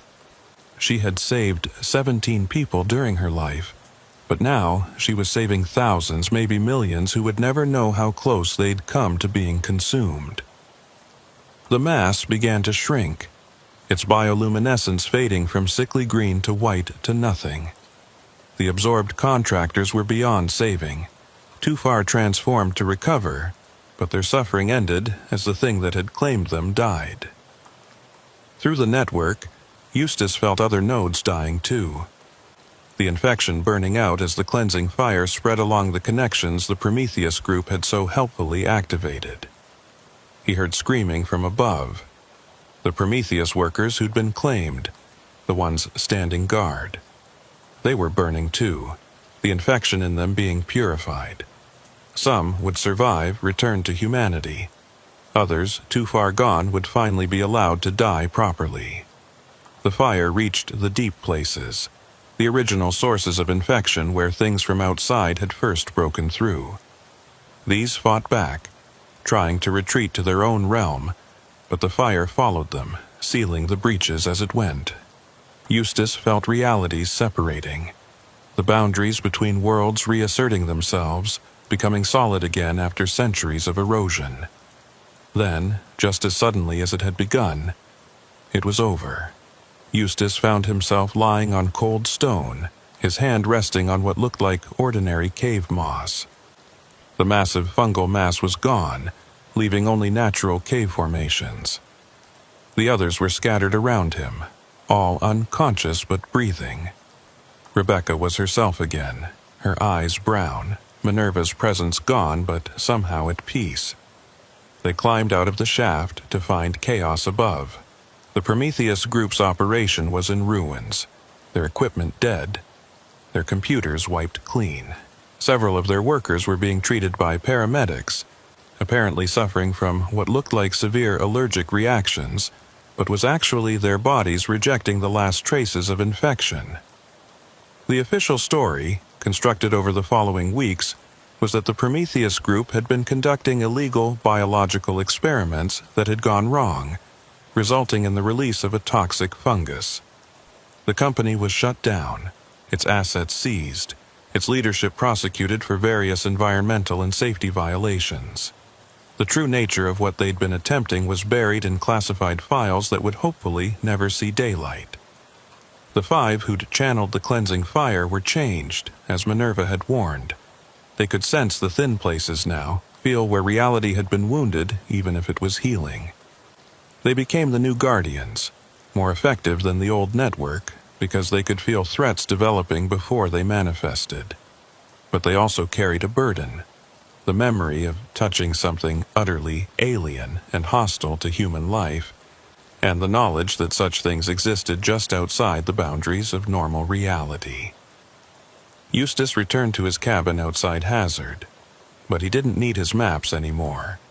He could feel the mountain's health, sense that the ancient infection was truly gone. The caves were just caves now, The forests just forests, dark and dangerous in natural ways, but no longer harboring things that should not exist in this world. Rebecca Sloan became the keeper of Minerva's journals, adding to them with her own experiences and those of others in the network. She established a proper archive, a resource for future generations in case other infections appeared. Because, as Minerva had written in her final entry, found sealed in a jar buried beneath the old Sloan house, the mountains are old, older than the infections that have plagued them. They existed before the thin places formed, and they will exist after those places heal. Our job is not to defeat the mountains or the darkness they sometimes harbor, but to stand guard at the boundaries, to be the immune system that responds when something foreign tries to take hold. We are not warriors or heroes.